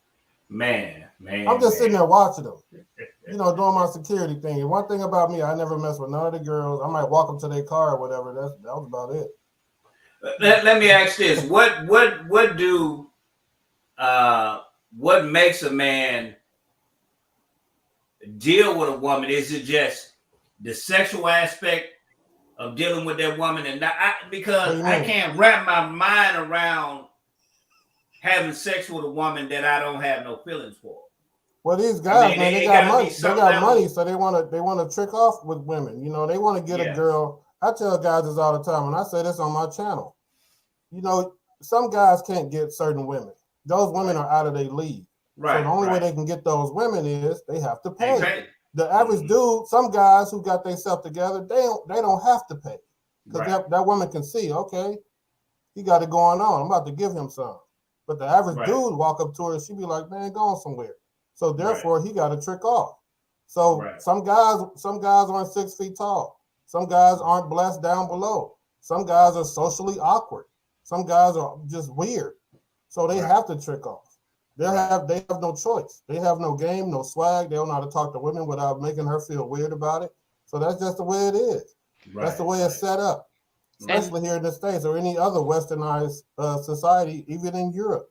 If you don't have that swag or something that woman is attracted to you about, you don't have to pay. And I was explaining that to him. One day he and I was talking. When me and my clique would walk in the room, the way we carried ourselves, all eyes on us. And then we knew how to disperse. We knew where to go. And then it's like we can really have the pick of the litter. The one that's not showing his face, we would actually be at parties, see some guy trying to throw his best mat, and we do this. And she leave that joke, I'll be right back. And she come over to us. And then we used to be debating while she walking up there, which one of us go talk to her. That's how we move. And so, but it's that, like you say, it's that swagger. It's when you walk in that room, like a lady told me one time. She seen me. She say, "You may not have a dime in your pockets. I don't know what's in your pockets, but every time I see you, you look like $1 million. You look like you have $1 million. But it's just how I move. Why would I walk around with my head down and looking all insecure? No, once you're comfortable with who you are, when you step in that room, like Chanel said, you attract who you are. So if I walk in there insecure little bastard, I'm gonna attract an insecure woman. You know what I'm saying? But if I walk in there with my swagger, my A game, I'm gonna attract that positive woman who's on that mission for greatness, like me. You know, and that's what you attract. So you have to step your game up. That's it. Like Richard said, you have to step your game up and just walk in there knowing who you are and what you want. And that's how you get them. Yeah, don't approach a woman hesitating. Can I buy you a drink? Yeah. Boy, get out of here. She gonna like, get out of my face. You wasting too much of my time. Right. You gotta be but I think that's man. an area where I think you guys as men should kind of, be able to mentor, if you will, and be able to help, because some guys don't grow up with that confidence, right? And stuff. Just as women have been molested and have had issues from their past, men do too, and that affects their well-being and beingness, right? And so some men might not feel that confident to be able to walk up to a woman, or and so I think, and it's nothing that I can teach him as a female, right? I think men should be able to get together and be like, dude, this is how you do, like, and kind of. But I'm gonna tell you what they say. But that's kind of difficult at times too. Yeah. Because if you don't have some type of, some of that has to be innate. Some of that has to be innate. And if you are just that person that does not have that ability to project that type of personality, then you don't have it, and sometimes it never comes. Right. So whatever opinion you formed of yourself, sometimes it's hard to break that. Mm-hmm. And if you've gone through repeated letdowns, no's, then that's what you come to expect. But there's someone for everyone. Right. You just have to find your one. Yeah. Right. Yeah, and that's what I do. I used to try to tell them, man, switch your clothes up. Wear this, wear that. Let's do this, let's do that. And I used to even go as far as to say, hey, he's my cousin, blah, blah, blah. That'll give him a little swagger. But they'll say, man, that worked for you. I didn't try that. It don't work for me. So like James said, he said that a lot of times that they didn't beat themselves down and then put that in their head that I can't do it. And they give up. Same way with sports and different. If you feel like you can't throw that ball 40 feet, I can't do it. That I can't. And it goes back to what we was taught with the train, that I think I can train thing. That's all that was teaching, self-confidence. Right. I think I can. So when you step out there, if you think you're gonna get shot down, chances are you're gonna get shot down. If you step up in there and say, hey, I'm gonna pull the baddest thing up in here tonight, chances are you gonna pull, if she's not the baddest, she's gonna be competing with her. So that and like they say, a lot of men do have esteem issues. And I didn't know how confident I was and where it came from until I was on this podcast. And that's why I say a lot of times this podcast can be therapeutic as well. Because we had one and we was talking about confidence, and they was like, well, where do you think that confidence came from? And I said, hell, I was born with it. And then the guy say, nah, you don't think your parents instilled that in you as a child? And then I started thinking, they used to preach, people going to talk about you, whether you this and whether you that. They're going to do this, they're going to be that, long as you know who you are and what you stand for. And I was taught this in Head Start. And so I say, damn, that's where that came from. But all this time until the podcast, I was saying, man, I'm just born with it, man. I know who I am, blah, blah. No, it came from my parents saying, you're this and you're that and da-da, da-da-da. And Blakk, I think that it was reinforced when we started hanging out, because we put ourselves at a high esteem. We looked at ourselves and a high esteem. We didn't care what anyone else thought. Hell, we thought we was the best looking dudes out there. We did what we did. And I mean, and until I found the love of my life, there wasn't a woman out there that I thought I couldn't get. That you couldn't get. And we talking, and Chanel, we're talking celebrities, nothing.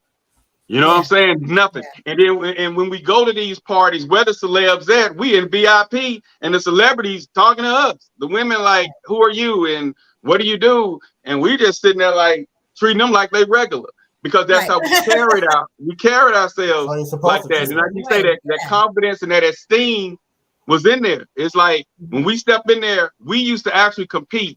Who gonna pull the better looking one? Right. Man, I got this number. You can't touch. Hey, you can't. You wouldn't even be able to breathe on this one. And then he'll go and pull something. Nah, nigga, I got this one. And then so that kept our esteem. We was going back and forth, tug of war. But we went after the best looking one that everybody else was scared to talk to. They mumbling, man, look. We'll walk right over there. Yeah. Boom. And they were like, how he get? Y'all wasn't saying that. And then when we were growing up, the first time they just give up. They used to always tell us, y'all actually look good to be dark skinned guys. Oh my God. No, they did not. Y'all cute to be dark skinned. Because at that time, the high yellows were was in style back then. El DeBar. El DeBar. Al B. Sure. And so they was like, y'all actually cute to be dark skinned guys. And so we were already in the in crowd. And then when Tay Diggs and Morris Chestnut and them just like they we just soared then, so. Yeah. But but like we say, the bottom line is, I guess in today's society, when we were coming up, they preached to the women to be selective. My mom told my sister to be selective. And we was just taught that conservative, woman be conservative. And now I guess, as the generation, trip, everybody's doing them. From the beginning of y'all, because I wasn't on in the beginning, I think the being selective and conservative didn't work. They got us in bad spaces. Wow. They left us with babies. They left us by ourselves. They left us lonely. It didn't work. And being selective, it breaks you. It takes a lot of the pool out that you would probably connect to better. Yeah. So when be selective in the type what you like. Have your standards. Have your selected standards that you like. But be open-minded to other things and other people, because you may not know what you're missing. Mm-hmm. Right. When you say other people, what do you mean? Like other races of people, other other types of people? Just different types of people, personality types, physical types. Yeah, see, he and I had to learn that, because coming up, it was certain people we didn't talk to. Had we didn't come up in that selective box thing, we probably missed out on the best things ever. But it was just certain ones. We only went after the so-called top tier in the city. But it was a lot of ones that was right below that we would just walk right by. Boy, she live in such and such. Boy, look at how she, look at her house. Look at that house. We were, and so we had to break from that as we got older. But we, like y'all say, you miss out on a whole lot when you're so selective in that box. She has to have this type of education. She has to drive this type of car. She has to have this type of job. She has to make this much money. You're limiting yourself, and then you putting yourself in a box, and you're gonna miss out on a person that could be the best thing you ever met in life, just because she's in between jobs, just because the car she had is totaled out. She's waiting on an insurance claim, and it's gonna take a year or so because she's trying to get big money from this claim. So she go buy a cash car, and I'm looking at the little Toyota Corolla she's driving, and I'm like, her car putt. You know, so you're gonna miss out because I'm looking for the Lexus or I'm looking for the BMW. You know, because when I was in college, I only wanted to date AKAs, and I end up marrying a Delta. So you know what I'm saying? Top tier, the ones who have the good grades, the debutantes, the star steppers, the cheerleaders, the ones who parents back in the 90s and late 80s made over 80 grand a year. Those were considered the top tier females, the best looking ones, the popular ones, the ones that all the others envied or wanted to be like. So yeah, you missed out on a whole. We would miss out on it because the ones who was just there or you know wasn't mentioned. And I think maybe our junior year we started realizing that other people were cool, and we started just experimenting because there's only so many top tiers. So then you'd be like, okay, well, she's cute. So we would talk to them, let them take the little bonnet down. Now hair down, we'll show up at a party with them. And now every guy ready to holler at them now. But at first, because she was wearing that dress, wearing the bonnet, she was Pentecostal or something. And then nobody pay her no mind. And now we take her to a party with her hair down and some jeans. And boy, and now everybody want to talk to her. So yeah, you got to get out the box. If we in a box, we stuck. You limiting your choices. And so yeah, that I could see that being a disadvantage to the women trying to be conservative, and our grandparents, our grandparents and parents put women in a box because you know grandmama, you know, big mama, one man, 7 kids. You know what I'm saying? Stay at home, cook, clean. She didn't even have a driver's license. You know what I'm saying? Exactly. So my mama did not have her driver's license. My papa had a whole extra other kid out there. He was doing his business out in them streets, you know, and Mimi was miserable for a long time. Like that ain't the life I want to live. You know what I'm saying? So just like take the like you say, when women have more choices back then. Back then, women didn't have the choices, and yeah, we got choices. He made that clear on a previous podcast. Just my opinion. He said he broke it down too because he said back then the opportunities weren't there. Right. So of course you had more faithful women, more loyal women, but like you just stated, our grandfathers were creating children on our side, buying cars on our side, buying houses on this side. Big Mama didn't know up until she knew, but there was no other opportunity for her to do anything about it. Yeah. So if he's the breadwinner and he's the one that's paying all the bills, and I don't have any income, if I leave him, what do I do? Especially if women is not in the workforce, then you know, and it's frowned upon for us to, I don't know, drive. You know what I'm saying? Like, so there was no other choices there, right? And so now women are choosing different. So look at the different. Yeah, so we can look at the different mindsets from then to now. So my grandmother, who had this story that she told, one of her friends walked in on her granddaughter and this guy having sex, and the girl was on top, and she said, "Baby, you know they didn't know what they was doing because she was on top." That's a mindset. So see. So that's what I'm saying. They only knew one particular mindset, which was missionary. Exactly. Right. And I'm sure lots of orgasms did not come forth with that one mindset. Right. Man, you know, just like you was talking about before, women who haven't had orgasms and are not pleased and all that kind of stuff. Like, you know, we grew up in a society that says we ain't supposed to be. You know, like we're not supposed to enjoy even when y'all said certain things on here, like some women just enjoy sex. Well, duh. Why wouldn't we? You know what I'm saying? We got sex organs. So we enjoy sex just like men enjoy sex and all. But this stigma that we're not supposed to be, and we're not supposed to be satisfied and all that kind of stuff. Like that societal norm is jacking us up.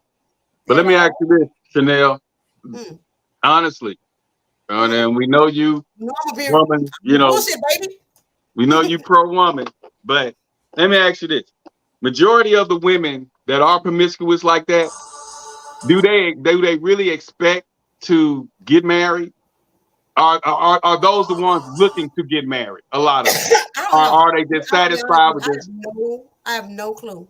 I have no clue what exactly, because each one is so individual. You know what I'm saying? Like, you know, like Jay said, some people do what they do because of trauma. Some people enjoy sex and want to have sex. You know, I had a breakout moment after I had a bad heartbreak, and I was like, I'm just gonna do me because niggas ain't shit, you know. And for me, it was a matter of grabbing a hold to not just my sexual freedom, but my power and my control over my body, right? Because this person who I committed myself with, who I was faithful to, who I wanted to be in it with, was out here doing his thing and screwing whoever he wanted to, right? Wow. And here I am doing the right thing and wanting to be with him, right? And so that wrenched my heart, you know. And so I had to take myself back, right? I had to grab a hold of who I am and decide, you know what, I'm going to decide if I decide to do it and who I decide to do it with, right? And I'm going to make the rules, right? So did he changed you once he hurt you? He changed you from the faithful woman that he did. I was in control of myself. Okay. Because what happened was something that I allowed. But you were being faithful. You've done your part. Right. So did you have knowledge that he was doing this? And if you found out, what did you do? I didn't have proof, but in my heart I had knowledge. I had, you know, I tell women all the time, you got intuition. You got intuition. You know. Good girl gone bad. But then, like I said, depending on what your circumstance is and depending on where your self-esteem level is, and for me, I was trying to stay out of my mama's house. I wasn't trying to go back.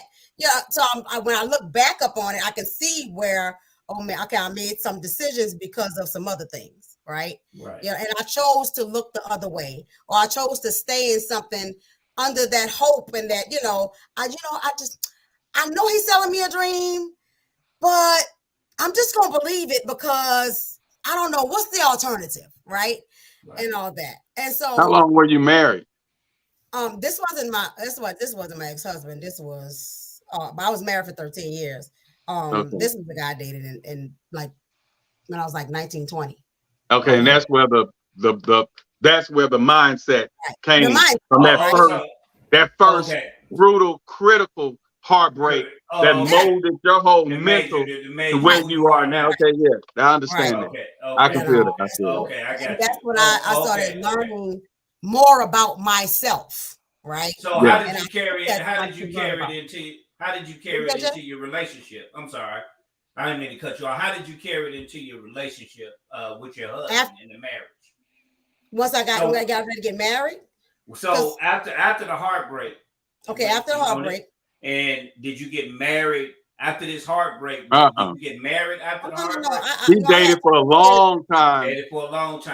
For in and out of relationships for a long time before she decided she wanted to get married. Before you decided to go, okay then. Okay, I got that. That was 2 years of good pimping first. And then, after I'm 50 years old now. That heartbreak was when I was like 19, 20. Oh, okay, I got you. And so you have to, after that heartbreak, she had to go through, and I understand it. She had to go through building herself up, creating a new her, because hell, the old her got fucked over. Yeah. So that's hit the rock bottom, and now you got to build. You did everything that mama, grandmama, and great grandmama showed you, and you got fucked over. So now, she did the right thing by being faithful to that individual. So he's on. Yeah, she did the right thing, but a heartache, a hurt. If you don't kill yourself, you have to find something to make you realize that it's not you, because she did everything possibly known that great grandma, grandma, and mom taught her, and she got dogged out. So now what do? I tried what they taught me. So now she got to create her own perception of herself. So she has that starting from it's like you done built this whole house, and somebody come and blow that joker down, and you looking like I had the perfect house. Now you got to go brick for brick, stone for stone, all over again to create a house you really don't know what you're building. So there have been a number of women, some that I know personally, that have experienced that heartache, that heartbreak early on in life, 19, 18, 19, 20, whatever it is, and it caused them to harden their hearts in order to protect themselves. Right. So that's when they became like, shoot, I'm just gonna do me. I'm just gonna be like the nigga. I'm not gonna attach myself. Sex is just gonna be anybody. sex. Right. Exactly. So yeah, now I understand why I learned about connection. I learned a lot about men and the fact that they don't just want to have sex. They want connection too. I learned that during that time, because people were still trying to. I created a rule that I didn't want that from you. This is all we do, right? And they still was trying to connect because you can't keep having sex with people over and over again without connection, right? Because I know I'm a cool chick, right? I know I'm nice to hang around and talk to and all that kind of stuff, And so, it taught me a whole lot about myself. It taught me a whole lot about other people. During that time, I did meet my ex-husband during that time, and liked him a lot. He met the criteria. He didn't have no kids, and got with him. Still had some issues though. Still had some issues within that, and got married because that's why I'm divorced, right? And stuff. And that marriage was 13 years long. And I got divorced, and somebody just asked me how long ago. I got divorced in 2016, and and there was lots learned within that dynamic too, right? When did you start noticing that it may not last? What year? Oh yeah, I'm gonna drill you. If I look back and be for real, like maybe a year in. What? Yeah, and sometimes you sacrificed the whole 12 year in. And I realized how much people stay in stuff for circumstances and all that, because it was Hurricane Katrina around that time too. Like, and so I'm like, I don't know if it's gonna work, but again, societal standard and norms say you stick it out regardless. Because if I look back into that, I saw lots of signs of things that we wasn't. It's going to take a lot of work. It's going to take a lot of stuff and all that. It was new to you. It was new. That was your first marriage? Yeah, that was my first marriage. Yeah. Okay, and being that you were reared from the grandparents, the parents, once you got married, you wanted it to just be I'm married and I'm gonna stick it out. Richer off for poor, better off for worse. The vows. You was like, I'm gonna truck it out. Married divorce, they don't. You know what I'm saying? And so you learn to stick it out. You stick it out as long as you possibly can stick it out. And you're comfortable with the point that the final straw, you're comfortable that you did everything in your power. Yeah. So when you walked away, you're comfortable. You was comfortable saying, I can't do this anymore. We can't do this anymore. Both of you all were comfortable. Yeah. And I feel like I think I waited too long. And I think all of us. And I talk to people a lot about that and paying attention to those signs and paying attention to yourself, because by the time I got divorced, I felt like I was dying. Mentally, spiritually, physically, I just felt like I was dying. Wow. Why did you anybody should wait to that point, because then that's a lot of rebuilding. That's a whole lot of rebuilding after that. When you see the signs, you start addressing the things, right? And you start, you get the therapy, you do the thing. Again, another one of those signs is like, I don't need no therapy. You need therapy. Oh, cool. And so I went to therapy because I'm like, I'm gonna do everything that's within my power, right? And so if two people ain't fighting together, then you can't do anything about it. Wow. Right. Yeah. And I like to go.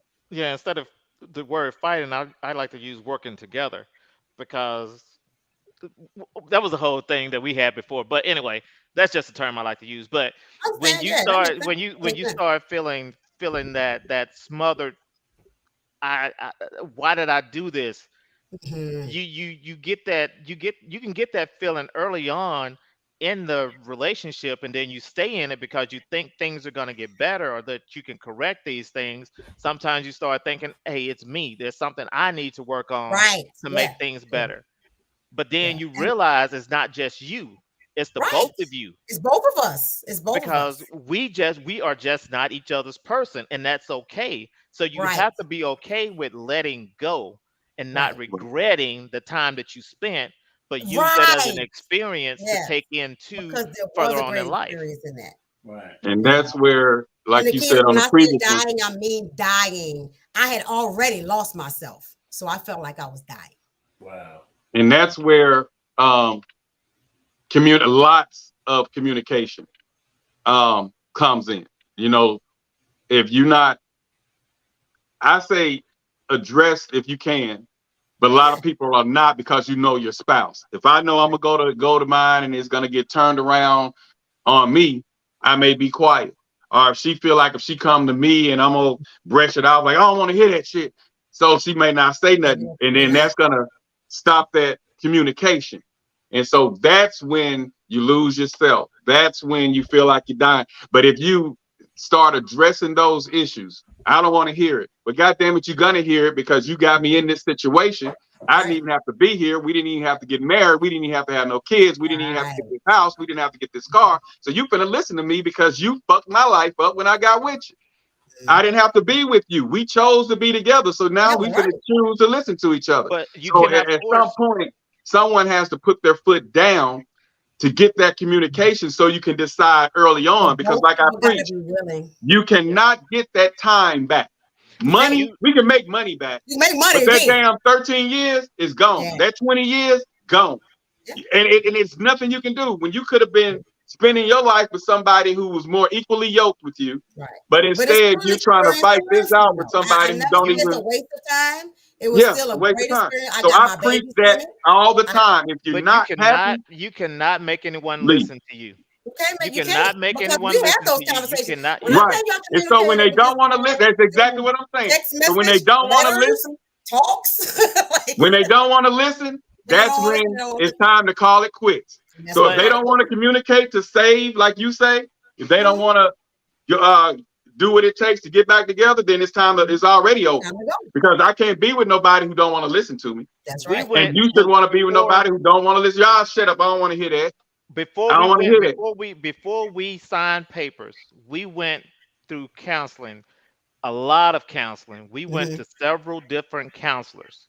That's awesome. But at the end of the day, if it's not going to work, it's not going Not to gonna work. work. You got to be honest about it. Yeah. And that's why I say You gotta be honest about it. they have to communicate. And a lot of times we know because God gives us senses. We Yes. know that Yes, person yes. is not gonna Because of work. We all the know that signs that person is not for us. Uh-huh. But a lot of times we get caught Well, in on the beginning stages, how we met, how much fun we had before how much love was there before the I do's. And once you get caught up in that, like you said, like Austin said, when you get caught up in that, you be thinking and hoping we're gonna get back to that space. We're just going through this now. That's And what like happens. Chanel did for 12 years, it was like that first hit of crack. She's like, I Trying to know get this back to man what we loves had me. in the beginning. Like, come on. I Like, know yeah. this man loves me. Mhm. We were so perfect. That's the only reason we said I do. Right. Why am I going through this? It's just a trial. Lord, then you turn to the Lord. Lord, give me the strength. Lord, da, da, da. Once you say that, though, once you say that, God gonna show you every damn sign that you don't want to see that that person is not for you. Because I did that before. God, okay, let me know if this person for me. What the hell I say that for? Man, every time I turned around, I couldn't stand that Waka Flocka. I'm talking about when I go around, I'm talking about I was feeling it was burning right here just to be in the presence of that person. Ooh. So you have to be careful of what you ask for, especially when you in one connection with the creator. Because when I said that, because I was like, okay, before I even think about marriage, is this the person for me? Man, when I asked that question, I couldn't in less than a year, I couldn't stand that Waka Flocka. You know, I couldn't stand it. I mean, I got out of that joker so damn fast that I left everything at the house. The best piece of advice that a counselor gave me, she said, stop thinking that you're so damn great that you can change somebody. Come on, baby. That's right. That's it. That's right. You can't change them. I learned that. Can't nobody change you but you. And we all fell in that. That was my thing. I saw potential. I saw what he could be. I saw all these things, but I was like, but if he don't see it, then it don't matter. Right. It doesn't matter. And that's when I started preaching to people. You cannot change nobody. They are who they are, especially when they 35 plus, 40. You cannot, you're not going to change nobody. They're not even going to listen to you. So don't even waste your breath. They are who they are. They want that change. It's not that they can't change, it's that they have to want it. So they have to do it. Right. Period. And they have to want it for themselves, not for you. Don't say, oh, I stopped smoking crack because you didn't want me to. No, you stopped smoking that shit because you didn't want to smoke. Don't quit for me. I stopped going to the club because you ain't want me going. No. Because you know when they do that for you, they're gonna blame you when they can't go.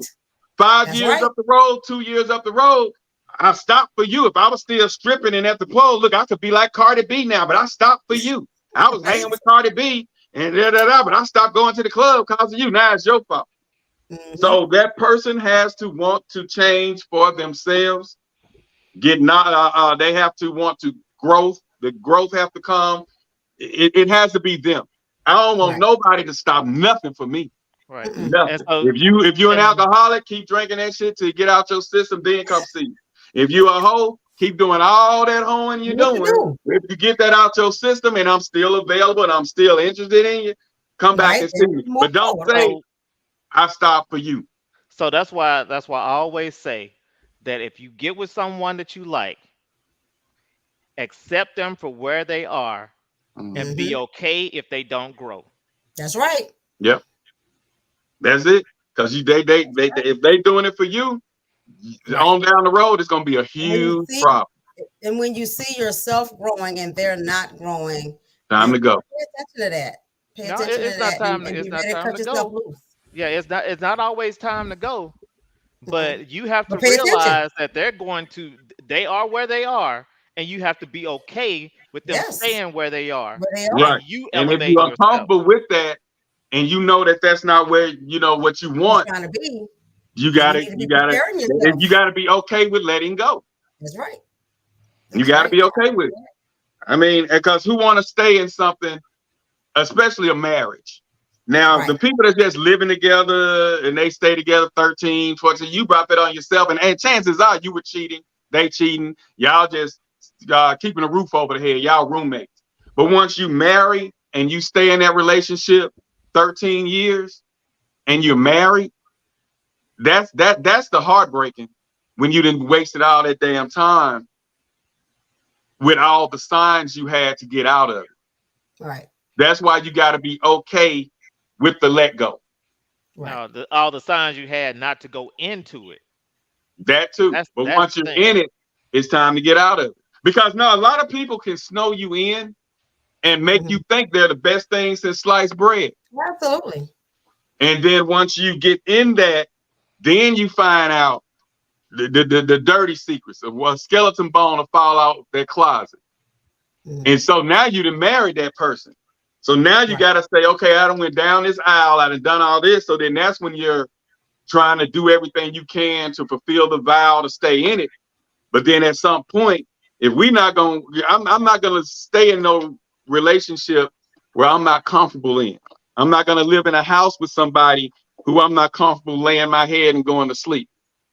I can't do that. So we're going to come to the table, wake up 3 a.m. Hey, we need to talk. I'm unhappy. This is the 4th night I ain't been able to sleep. Are we going to keep going through this or what? I mean, especially now, because one thing COVID taught all of us, that you can die any given Sunday. Come on. Any given day you can pass.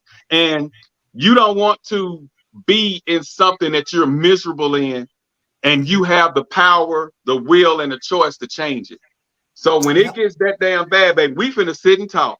I'll help you get on your feet, because I want my happiness. I want my peace of mind. I will help you get on your feet. How much would it take for you to move and get you a place? I'll pay the bills up for 3 to 6 months. Whatever. But I can't stay in no relationship where I'm not comfortable when I lay my head at night. And I don't give a damn. That's where sometimes that pride comes in. Yeah. And it says that I can change this. Oh no. I can make this happen. I can do this. Oh no. But in the end, you still end up with no peace, and you still end up signing those papers. Yep. Which is the best thing. Yep, because you realize change does not come unless both people are willing to do some changing and some accepting. Yep. Yeah. And the key part to that, and when people would come to me with their relationship and marital problems, the first thing I break down to them is I say, something made you marry that person. That's right. Something made you say you love that person. Where did it fall off at? Sit back and think. Where within your journey, within y'all journey, did it go? Then they'll sit back. Oh, when he went over such and such, or when she was texting such and such, and that's where what? And guess what? They didn't address that situation where that situation didn't get a closure. So that person's still thinking every time she's texting somebody, it's who she could be texting her sister. He's gonna think it's the guy who he talked to year before last, who popped back up in town, who she seen at Walmart.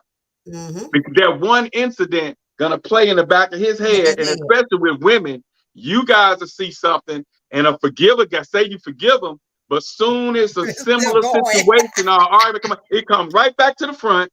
Boom. Well, when you did such and such, how I know you ain't texting Sheila. We look like, I thought you said you understood Sheila was a friend. You told me don't text her no more. I didn't. How I know you ain't texting her now. And so once that trust factor gets broke, I think that's when a lot of the relationships begin to crumble, because once you lose trust, I think on a bridge, the foundation is trust, especially in today's relationship. That trust, once that trust break, is hell to even stay in it. You'll forgive them because you love them, your heart is in it, your time is in it, but any given day, you'll wake up in the middle of the night, usually between 3 a.m. and 5 a.m. You'll wake up in the middle of the night and be like, damn, I'm wondering what's going on. You look at the phone, you want to see how they text anybody. Sometimes, it's just like that trust is hell.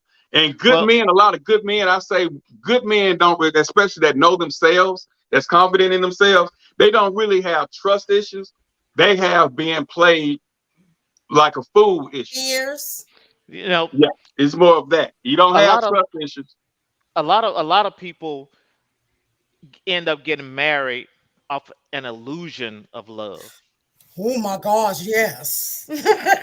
What they think is love, or what they want to appear, what love appears to as them. And they think that they can form this into a marriage. Right. And it doesn't work.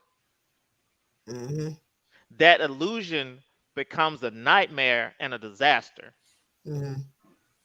So you have to make sure that you not just love this person, but that you are in love with this person in order for a marriage to truly work. And a lot of them don't understand the difference in being in love with a person and loving a person. And that's why I say that loyalty plays a big part in that relationship. If you're loyal, that's more of a in love compared to just loving a person. You can love a pet. You can. But to actually be in love with somebody, you'll literally put your life on the line for that person. Now that's in love. So it's a difference. A lot of people don't. How would you describe loyalty? Loyalty Like I say, love fades. Loyalty is they got your back, whether they're in front of you, away from you. They wouldn't do anything to harm you. They're honest, trustworthy. It's no secret, transparent. Yeah. They'll never speak down on you. Like loyalty. Let's just say the wife and I done had a bitter breakup, and a bitter argument, and she's talking to her mom. The mom should never know what we're going through. That's between us. That's loyalty. Now, as soon as I leave, that bastard left. That motherfucker think I'm a fool. And I know he doing such and such, girl, because I seen this. And then when I go around those friends, they all looking at me. I'm like, hey, how y'all doing? They looking like, yeah, motherfucker, we know what you did. So that's not loyalty. Loyalty is that's between you two, and it is what it is. That's my thing. Trustworthy. And I think it goes even deeper than that. You have to be truly selfless to be in love. You have to be able to accept a lot of things when you're in love, and your in love never wavers and never falters. If you just love someone, then yes, your love can fade. Yeah, that's no fade. But when you're in love with someone, then you're not going to do anything to hurt that person. Right. So you have that loyalty, you have that trust, you have that caring, because whatever hurts that person hurts you even more. Right. So even the thought of doing something that would cause you to lose that person, you stray away from, because it would destroy your heart so bad that you couldn't even fathom being without them or seeing them hurt to the point that they're emotionally destroyed. You never want to see them hurt. You just want to see them smiling on their face and in their heart. Always. Yeah. And I preach that. And that reminds me of a TikTok sound that's going around that says, if hurting me does not hurt you, then you don't love me. And that's true. It's very, very true. Yeah. And that's why I preach a lot of times in relationships, they're not as complicated as people make them. Just don't do to that person that you don't want them to do to you. That's the key. That's the key. If you don't want me being deceitful, then you don't be deceived. You don't want me talking to females, friends, you don't have male friends. Whatever you don't want, don't do it to your mate. Right. And that's one of the steps to making that thing work. And like you say, if it hurts that mate, it should bother you. It should bother you. And that's where being friends before lovers, because you don't want to hurt your friend. You want to see your friend excel. You want to see your friend prosper. So if they're your friend, then you fall in love with them or get in a relationship with them. That's a different vibe than I met you. You look good. The sex is good. The physical is there. Let's get together.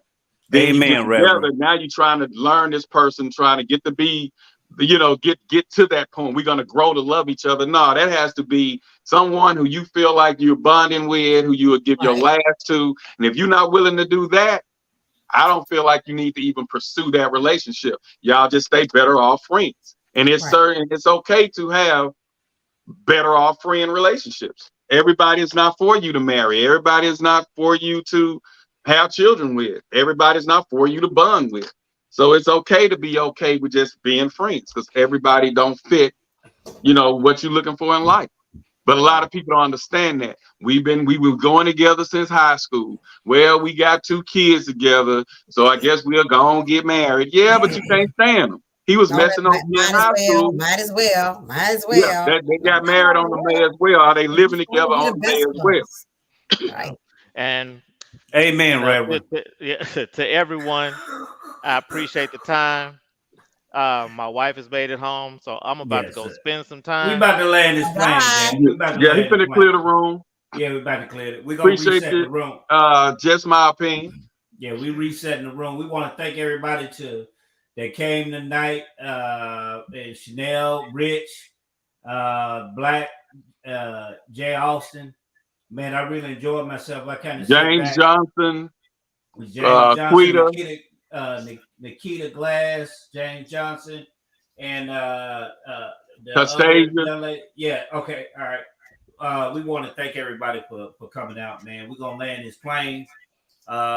It's Chanel. You gotta keep coming on. So I get quiet, man. I love this. I get quiet because I'm sitting back learning. So I don't have too much to say. I just want to sit back and learn. Shout out to Jade Benton. So we want to shout out everybody that came on. We're gonna get some closing remarks. We're gonna start with you, Blakk. What up, Tomaso? I see you, Tomaso. What's up, Maso? Go ahead, Blakk. With this, like I say, women can, be comfortable these days being them, doing them, and who they are or how they represent themselves. If that's not what you want, just don't pick them. Don't. I'm learning that you really can't just judge, because it's judging at the end of the day. You really can't judge no one, especially these days, for doing what they're doing, because at the end of the day, it's survival now.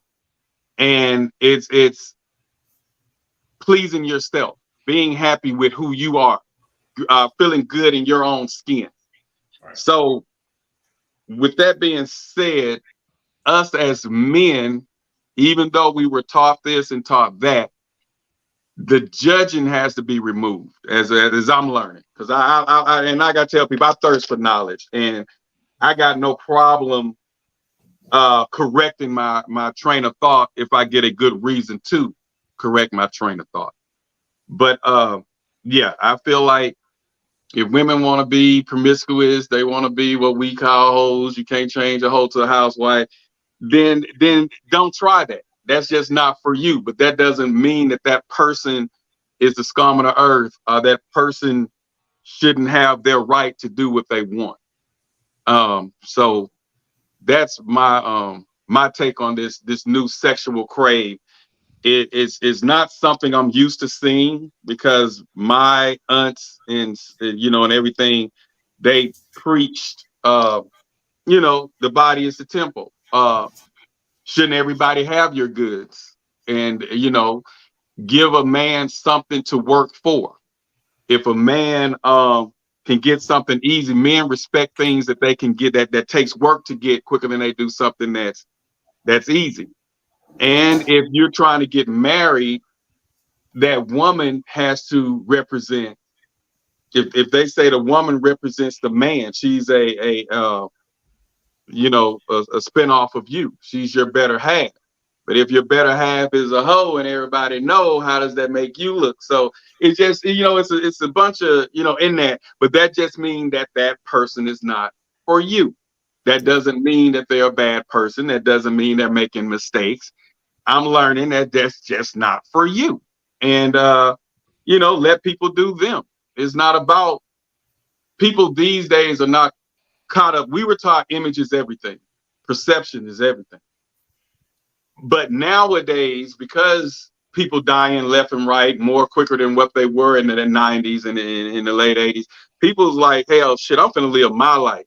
I don't give a damn what the preacher say. I don't give a damn how the church look at me. Hell, I ain't got to go to church. And unless people are going. So it's not about image. People are living their lives for who they are, who they want to be, and what they want to be now. So it's so that way of thinking, we have to lift up. But at the same note, if you have values, you have standards, stick to your values and your standards. So them being promiscuous and being looked at, I just feel like let people be them. And if they're not your cup of tea, don't sip out of the cup. That's just me. That's what's up, Jay. Well, love who you want to love as many people as you want to love. Do what you want to do. But at the end of the day, remember, you have to deal with whatever comes out of that. Be smart about what you're doing.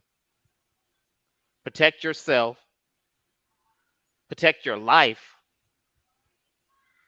And know that, again, whatever you are doing, there is a consequence to that. So there's a consequence to sleeping with a lot of different men, a lot of different women. There are diseases that come out of that. There are emotional traumas that come out of that. So you have to protect yourself physically and mentally and emotionally. And just use your head, use sense, the sense that God gave us, the Creator gave us. And don't try to be like the crowd. Distinguish yourself in a way that is pleasing to you, whatever that way is. Don't allow yourself to be placed in a box. Be who you are. Stay outside of the box. Live outside of the box. Right. Live your life. But remember, in living your life, you can affect someone else's life. Right. Right. There are consequences. Go ahead. Yeah. And Chanel. My best friend have a phrase that says, give no fucks, but do no harm. And I love that phrase because it's the freedom of being yourself, doing you, living your life, but your will should never impose upon other people's will. Right. And so you should have the freedom to be and do whoever, right? Like you should have the freedom to be yourself. You have the freedom to sleep with who you want to sleep with. You have the freedom to be with who you want. But when that affects the other people around you in a negative way, then we got a problem, right? And so that's one thing to be mindful of. I also agree with the adage that there are consequences to sleeping with a bunch of folk. You know, that soul ties and, you know, not just diseases. And like there are so many consequences to that. But understanding also that our goal every day is to grow. Every day is to grow, which is why, Blakk, I appreciate you so much. And I keep coming back because of your growth mindset. No matter what is said that I might be offended by, whatever the case may be, or that I might feel like it, but you are a listener, you know, and even just now I watched you be careful about your wording, right? And stuff like that, which says that you got something out of it, right? And I love being in any space that people are willing to grow and learn, because I haven't arrived either. I listen too, and I learn, right? There are certain things that I'm a therapist. I don't know everything, and I tell my clients that I don't know everything. I'm always open to learn. But the key is every day we should be growing and we should be learning. And in certain stages of our lives, we might do a thing that might be harmful because we ain't got there yet. You know, Blakk, like you mentioned, you know, you kept mentioning before 25 and stuff. And that's very true, because at 25, your frontal lobe is developed, right? And usually that submits kind of who you are, not meaning you can't grow, not meaning you can't still learn and all that. But like what's in there at that point is there, right? And so always be willing to grow and learn and stop not staying stuck in that particular phase. I had my little phase for the purpose that I had it. When it was over, it was over, you know, and stuff. I still have sexual freedom. I can sleep with who I choose, right? But I choose not, right? I choose one person, right? And stuff like that. And so because I want more. You know, I want somebody I can talk to. I want somebody I can converse with. I want somebody I can laugh with and hang out with and understands me and I understand. So my desires, you know, at 50 years old is different. It's different, right? And so then what I was trying to figure out before marriage and even learn about myself within marriage, right? And stuff. And through that, I developed me and who I am now, who I feel like is a better person, right? And stuff. And I use everything before that to, like, I never say, oh, I wasted 13 years. And that was a learning experience, right? Because it wasn't a waste of time. There's so much that came from that, you know, even the new birth of me and learning who I am, right? But my pimping phase taught me some things too, right? And so I never negate any experiences. I never negate like all of it's learning, all of it's learning. And so and in my practice and in my lifestyle and how I navigate this world, there has to be love and acceptance of people, period. Right? Meet people where they at, accept people for who they are. We're not trying to change folks. We're trying to help them grow, but they got to choose it. Right. And so, which is why the premise of my practice is the power of choices and the power of healthy relationships, because those two things intertwine and they make everything better.